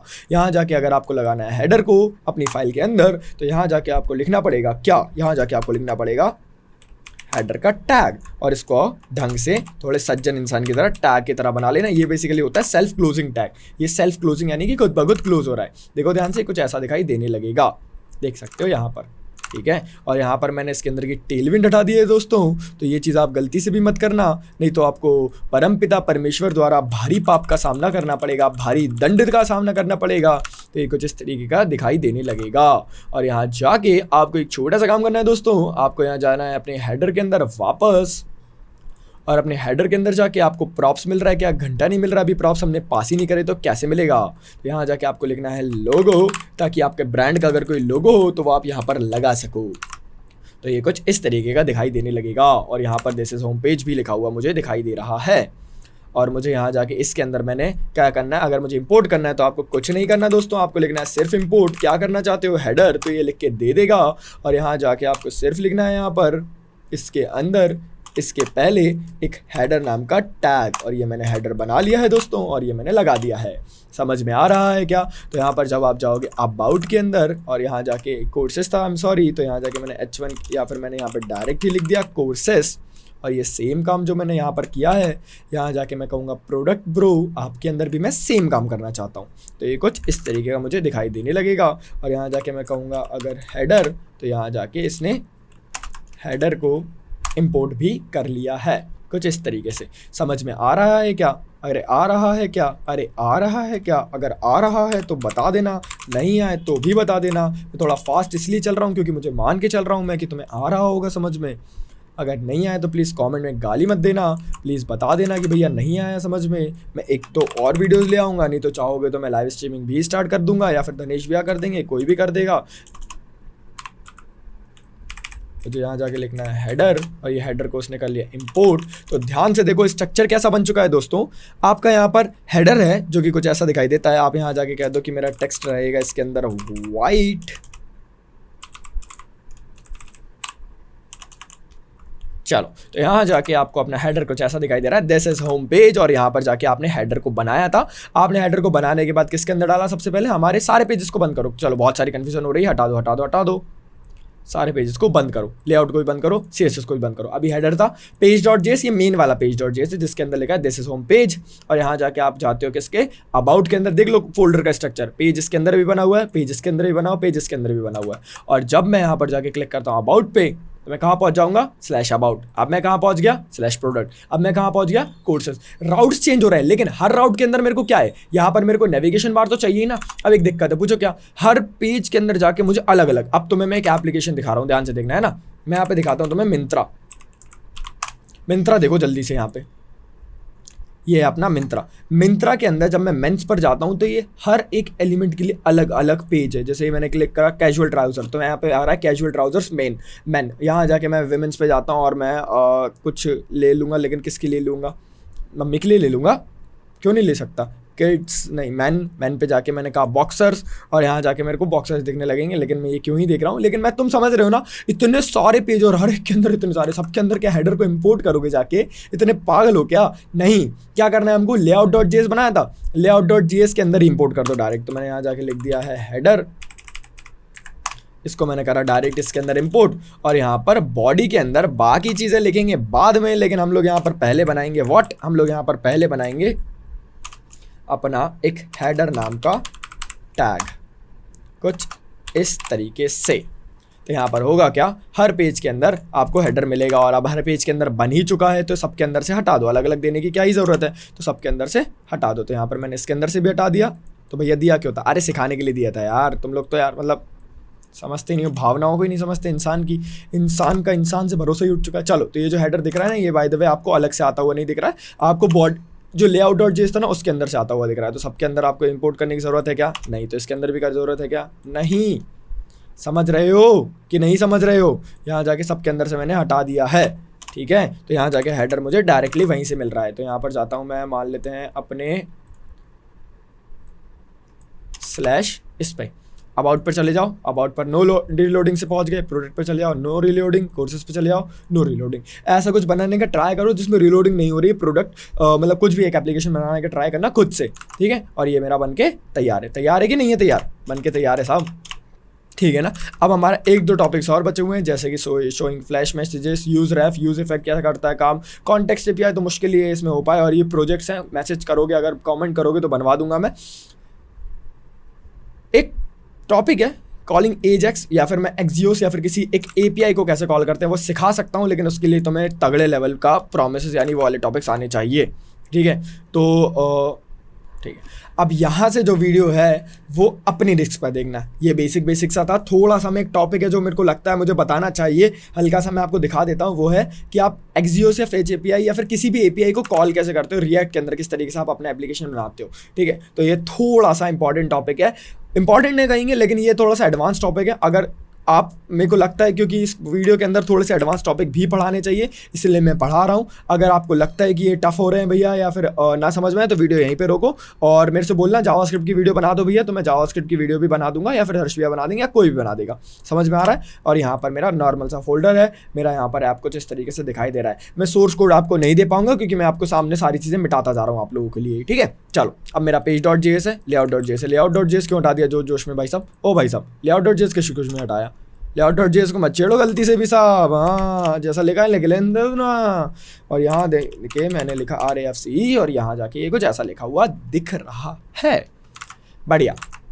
और लोग बहुत कहते हैं मुझसे भैया तेज बोलते हो भाई यार, तुम लोग प्लीज़ थोड़ा झेल लो यार, मेरे को मेरी आदत है, धीरे धीरे जाएगी। अब कोई आदत एकदम से तो जाती नहीं है ना, तुम्हें भी पता है यार, ठीक है, चली जाएगी, टेंशन मत लो। लेकिन यहाँ पर ये जो पेज लिखा हुआ है, मुझे यहाँ जाके अब पढ़ना क्या है, मुझे यहाँ जाके पढ़ना है किसी API को कैसे कॉल करते हो। तो यहाँ जाके 2-3 तरीके हैं, ध्यान से देखना। मैं एक्सियोस बता रहा हूँ, बाकी के तो कवर अपने आप हो ही जाएंगे। एक्सियोस इंपॉर्टेंट है, थोड़ी सी देखना, तो यहाँ जाके देख लो कैसा होगा। मैं यहाँ पर इसको भी हटाता हूँ, मैं एक काम करता हूँ, टर्मिनल पे क्लिक करता हूँ, नया टर्मिनल ओपन करता हूँ। अब इसके अंदर क्या डालना है, मुझे यहाँ पे डालना है npm i एक्सियोस क्या करता है भैया, एक्सियोस आपकी APIs को कॉल करने का काम करता है। API क्या होता है भैया, API मतलब ऐसे समझो कि बने बनाए कुछ कोड को हम लोग कनेक्टिविटी बैठा के बाहर के किसी एप्लीकेशन के अंदर से, API बेसिकली होता है, कैसे समझाऊँ मैं तुमको, रुकना, ठीक है। तो मैं यहाँ पर एक्सियोस को इंस्टॉल करने वाला हूँ, लेकिन उससे पहले सवाल है एक्सियोस है क्या। एक्सियोस बेसिकली आपकी APIs को कॉल करने का काम करता है, मतलब ऐसे समझो API क्या होता है, सवाल तो यही है सबसे पहला। तो API का फुल फॉर्म होता है application programming interface. Application programming interface मतलब क्या भैया, इसका मतलब ऐसे समझो यार कि API आपके एप्लीकेशंस के बीच में, सॉफ्टवेयर के बीच में कम्युनिकेशन करने का काम करता है। जैसे पहले के ज़माने में क्या होता था कि कोई राजा होते थे, जैसे मान लेते हैं एक राजा है यहाँ का इंडिया का और एक राजा है मान लेते हैं चाइना का। तो इंडिया का राजा चाइना के राजा को कुछ मैसेज लिख के भेजना चाहता है, तो क्या वो खुद जाके देके जाएगा मैसेज या फिर जाके उसके कान में बोलेगा? नहीं, वो क्या करता था, यहाँ से मैसेज लिखता था और अपना एक दूत भेजता था। दूत मतलब एक कम्युनिकेटर भेजता था जो यहाँ से जाके उसका मैसेज वहाँ तक पहुँचाएगा। तो ये जो कम्युनिकेटर था ना मेरे पास, या फिर कबूतर था, पहले कबूतर चल रहा है, जा जा जा कबूतर जा, पहले प्यार की पहली चिट्ठी साजन को दे या कबूतर जा जा जा, नहीं काट देना ये वाला प्लीज। हाँ, तो पहले कबूतर क्या करता था, कबूतर यहाँ से जाके मैसेज वहाँ तक पहुँचाता था। तो जो कबूतर है वो API है, बेसिकली वो कम्युनिकेट करने का काम करता है। तो यहाँ जाके हमारा API भी कुछ इसी तरीके से काम करेगा। npm i Axios, मैंने यहाँ जाके Axios बेसिकली API को यूज़ करने का काम करेगा। तो API कहाँ से मिलेगी? API हम उठाएंगे यहाँ पर जाके। यहाँ जाके मैंने कुछ इस तरीके से npm i Axios करके Axios को इंस्टॉल कर लिया। आपको इसको इंपोर्ट करना पड़ेगा। तो यहाँ जाके आप जब Axios लिखोगे तो इंपोर्ट भी कर लेगा कुछ इस तरीके से, install Axios from Axios, import Axios from Axios। अब करना क्या है, बात सुनो ध्यान से। मुझे किसी API को कॉल करना है। कौन सी API को कॉल करना है? यहाँ जाके हम लोग एक API यूज़ करने वाले हैं जिसका नाम है Lorem Pixum। ये Lorem Pixum करके एक API है जो कि हमें रैंडम इमेजेस देती है, मतलब फ्री ऑफ कॉस्ट हमें API इमेजेस देती है। और यहाँ जाके ये है इसका URL, ठीक है। अब मुझे इसको कॉल कैसे करना है वो समझो ध्यान से। Axios को इंपोर्ट कर लिया, क्या कर लोगे? इतना कर लोगे पक्का। अब यहाँ जाके मैंने मान लेते हैं मेरे कोड के अंदर यहाँ पर एक मेरे पास है बटन। मैंने यहाँ जाके बनाया एक बटन और यहाँ जाके मेरे को बटन के अंदर लिखना है गेट इमेजेस नाम की मेरी बटन है। और यहाँ जाके इसके नीचे एक मेरे पास है div, और ये भोसड़ी का बना के नहीं देता, हाथ से लिखना पड़ता है। यहाँ जाके मेरे पास एक div है जिसके अंदर मैंने कहा है कि क्लास नेम के अंदर मैंने कहा है इसको पैडिंग ले लो आप 10, ठीक है। और गेट इमेजेस जो है मैंने इसको जाके क्लास नेम दिया क्योंकि मेरे को आलस आ रहा है CSS लिखने में।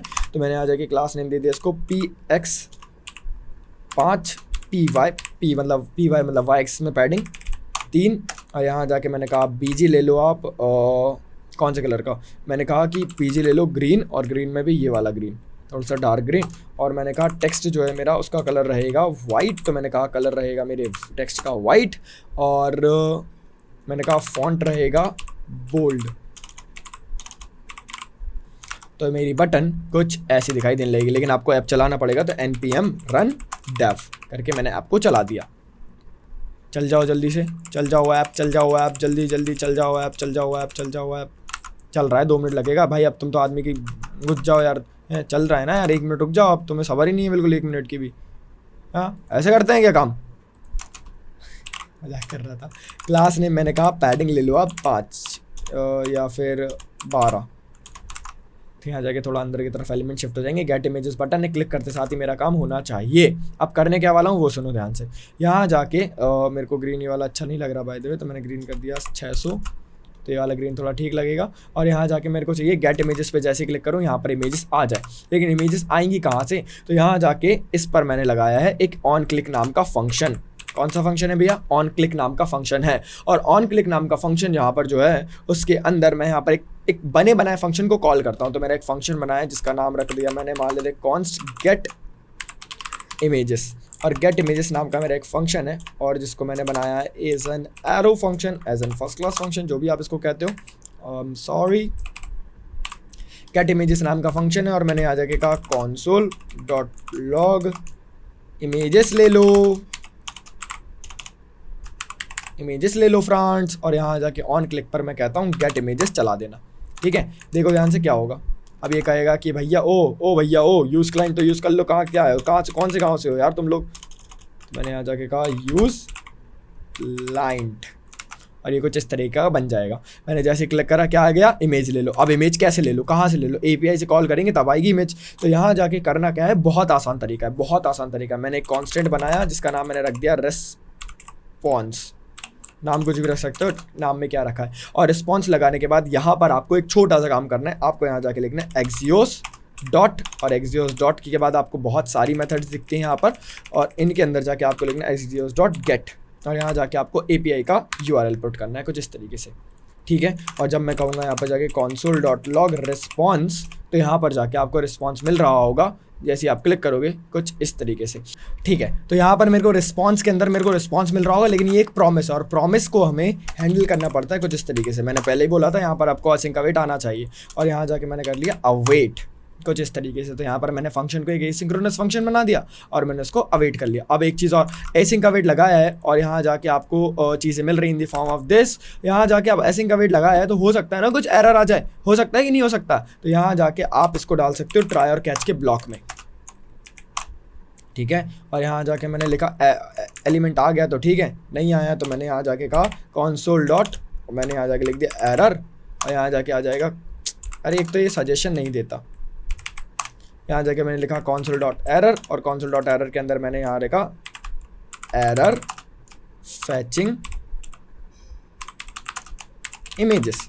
तो हुआ क्या है अभी तक ध्यान से देखो, एक बटन बनी हुई है, फट रही होगी मैं समझ रहा हूँ, एक बटन बनी है और यहाँ जाके मैंने एक गेट इमेजेस नाम का फंक्शन बनाया जो कि एक एसिंक्रोनस फंक्शन है जो कि अवेट कर रहा है, यानी कि वेट करता है जब तक डेटा नहीं आता, ऐसा समझ लो अभी के लिए। और रिस्पॉन्स मैंने प्रिंट करा दिया। तो जैसे मैं क्लिक करता हूँ यहाँ पर मेरे को डेटा मिल रहा है क्या? हाँ, यहाँ पर मिल रहा है मेरे को डेटा। और यहाँ जाके रिस्पॉन्स डॉट डेटा को अगर मैं चेक करूँगा तो यहाँ पर मुझे डेटा भी मिल रहा होगा। तो ये देखो मेरे को 30 इमेजेस मिल रही है इन द फॉर्म ऑफ ऑब्जेक्ट। समझ आ रहा है क्या हो रहा है? यहाँ पर मुझे 30 रैंडम इमेजेस मिल रही हैं इन दी फॉर्म ऑफ ऑब्जेक्ट। तो मैं यहाँ जाके क्या करूँगा, मैं यहाँ जाके इसको मैंने किसी वेरिएबल के अंदर सेव कर दिया। मैंने यहाँ जाके एक वेरिएबल बना दिया, लेट से मैंने कहा वेरिएबल, या फिर सॉरी वेरिएबल तो यहाँ नहीं बनाते, मैं थोड़ा डिफ़ॉल्ट सेटिंग में चला गया था। तो मैंने कहा const data is equal to this thing, ठीक है। और चाहो तो इसका नाम कुछ और भी रख देना, मैंने डेटा ही रख दिया। और यहाँ जाके मैं कहूँगा console डॉट लॉग डेटा। तो यहाँ जाके जब आप क्लिक करोगे तब आपको डेटा मिल रहा है, दैट्स इट। अब ये जो डेटा आया है मुझे इसको इधर पे दिखाना है, और मुझे एक मैं कह सकते हो यूज़ स्टेट का यूज़ यहाँ भी करना पड़ेगा। तो मैं कहूँगा यूज़ स्टेट स्निपेट, ऊपर आ गया और यहाँ जाके मैंने यूज़ स्टेट को लिख लिया। मैंने यहाँ रखा, लेट से मैंने बनाया एक इमेजेस नाम का, और यहाँ जाके मैंने आगे बना दिया। यहाँ पर इमेजेस नाम का एक अरे है जो कि खाली पड़ा हुआ है, ठीक है। यहाँ पर मैप लगेगा बाय द वे, और एक अरे है जो कि खाली पड़ा हुआ है एक इमेजेस के अंदर। और यहाँ पर जाके मैं कहता हूँ सेट इमेजेस, और क्या सेट करना है इमेजेस के अंदर? डेटा, ठीक है ना। तो ये एक अरे था, तो जैसे आप इस पर क्लिक करते हो यहाँ पर जाके, और यहाँ पर आप इसको मत प्रिंट कराओ, अब आप यहाँ पर प्रिंट करा के देखो अपने इमेजेस को इसके नीचे। तो होगा क्या, यहाँ पर आपको जैसे ही आप क्लिक करते हो यहाँ पर आपको खाली मिल रहा है। ओ शिट, यहाँ देखो, हाँ अब मिल रहा है 30 एलिमेंट्स का एक अरे मिल रहा है। आई एम सॉरी मैंने ऑब्जेक्ट बोल दिया था, लेकिन ये एक अरे है 30 एलिमेंट्स का। बेसिकली ये अरे है ऑब्जेक्ट्स का, अरे है ऑब्जेक्ट्स का, जेसॉन जिसको बोलते हैं ना वो है ये, अरे है ऑब्जेक्ट्स का। तो ये यहाँ पर मुझे कुछ इस तरीके से डेटा मिल रहा है। अभी ये मैंने पहले ही बोला था एडवांस टॉपिक है, छूना भी मत अगर नहीं आती हैं चीज़ें अच्छे से तो, लेकिन अगर तुमने हिम्मत की है तो फिर झेलो, थोड़ा सा आएगा समझ में, धीरे धीरे आएगा, टेंशन मत लो। गेट इमेजेस पे क्लिक करा, यहाँ पर मेरे को डेटा मिल रहा है, समझे अच्छे से। अब यहाँ जाके अब आपको डेटा चाहिए, प्रिंट कैसे कराएंगे? तो उसके लिए लगेगा मैप नाम का फंक्शन। मैप नाम का फंक्शन किस तरीके से यूज़ करना है वो भी एक ट्रिक है। तो यहाँ जाके मैं लिखता हूँ नॉर्मल से, यहाँ पर लगाऊंगा ब्रैकेट्स, और यहाँ जाके मैं लिखूंगा इमेजेस डॉट मैप।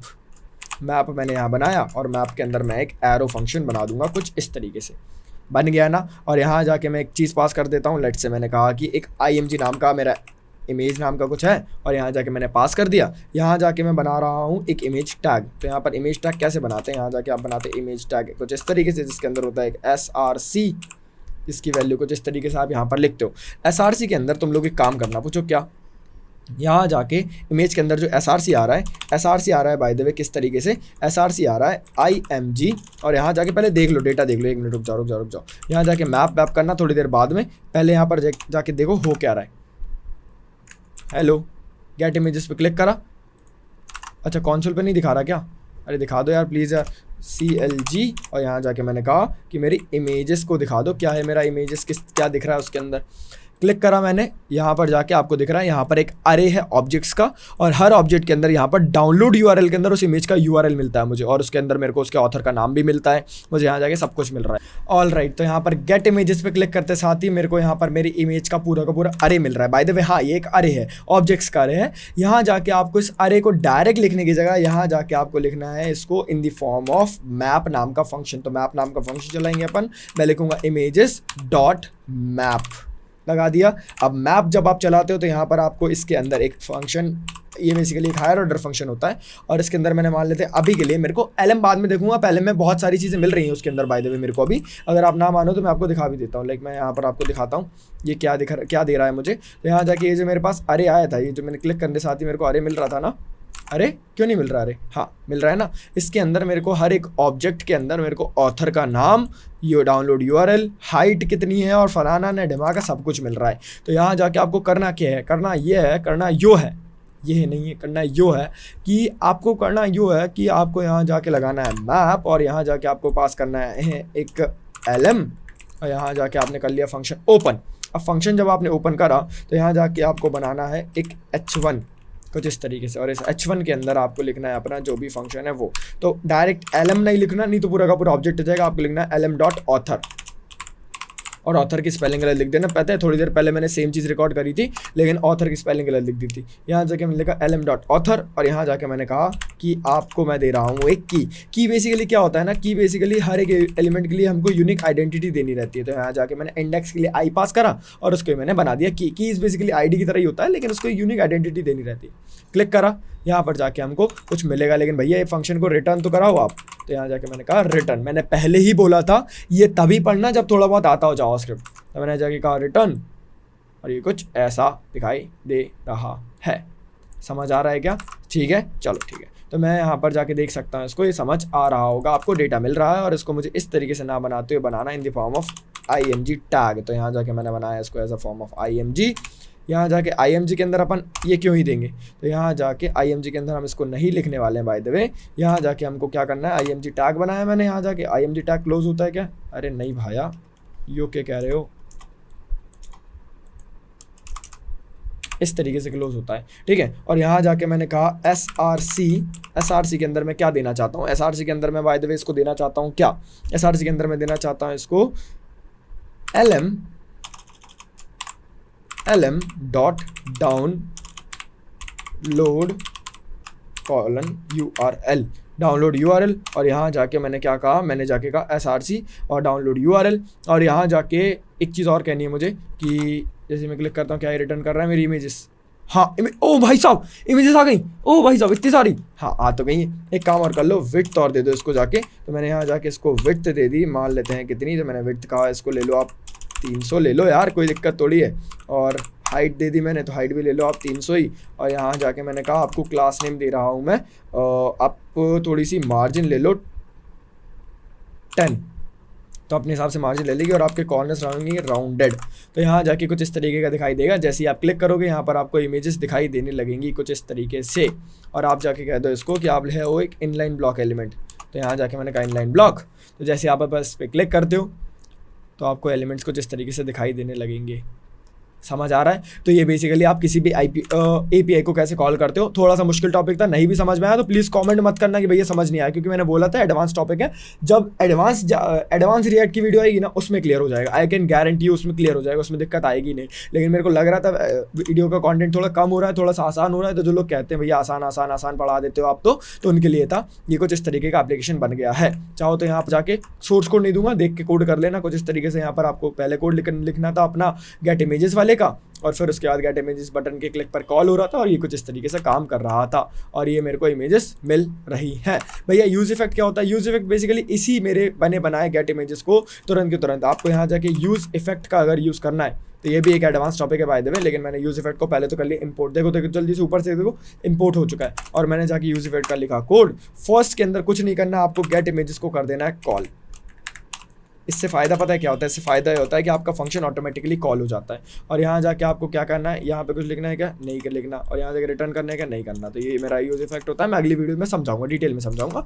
यहाँ जाके आपको तुरंत के तुरंत बिना, मतलब जैसे हम देखते हैं ना कोई भी वेबसाइट पे आप बिना बटन दबाए आपको इमेजेस मिल रही हैं, वो आप इसकी मदद से बना सकते हो, यूज इफेक्ट की मदद से। क्या होती है सारी चीज़ें मैं अगली वीडियो में डिटेल में समझाने के लिए बहुत ज़्यादा एक्साइटेड हूँ।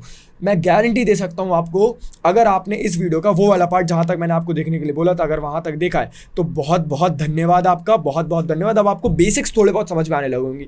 फिर से बोल रहा हूँ, एक बार में तो रिएक्ट मेरे को भी समझ नहीं आया था, मजाक सेट के, तो कम से कम 2-3 बार देखो, अच्छे से नोट्स बनाओ उनके, अच्छे से लिखो कि पहले की ये चीज़ थी, फिर ये चीज़ थी, फिर ये चीज़ थी, एक एक करके उनको बार बार प्रैक्टिस करो, बार बार वीडियो देखो। कंसिस्टेंसी बिगड़ेगी, हो सकता है ना हो, छूट जाए, 2-3 दिन बाद उठ के आओ, लेकिन जब भी बैठो अच्छे से वीडियो देखो। समझ में आ रहा है ना? और बहुत सारी वीडियोस लेके आना चाहता हूँ भाइयों आप लोगों के लिए। प्रॉब्लम क्या होती है ना, जल्दी वीडियो बनाने की तरफ जाओ ना तो फिर थोड़ा सा कंटेंट में आपको मिसमैच करना पड़ता है। तो मैं आपके लिए कंटेंट हाई क्वालिटी लेके आना चाहता हूँ, इसलिए थोड़ा सा टाइम लग जाएगा, लेकिन कमेंट करना, प्यारे प्यारे टारगेट जो दिया है उसको प्लीज़ पूरा करना। और अच्छा लगता है जब लोग इसको इंस्टाग्राम स्टोरी पर शेयर करते हैं, तो प्लीज़ इसको शेयर करते हो, बहुत बहुत अच्छा लगेगा मुझे। और इतनी वीडियो देखी है तो दिल से बहुत बहुत धन्यवाद आप सभी लोगों का। अगर यहाँ तक देख लिया वीडियो तो नीचे जाके एक छोटा सा आपको हैशटैग डालना है, और मैं बता भी देता हूँ हैशटैग क्या है। यहाँ जाके अगर आपने उस टाइम स्टैम्प तक, जब तक मैंने बोली थी, जो टाइम स्टैम्प आपको दिख रहा है, अगर वहाँ तक आपने वीडियो देखी थी, तो यहाँ जाके आपको डालना है रेडी फॉर एडवांस।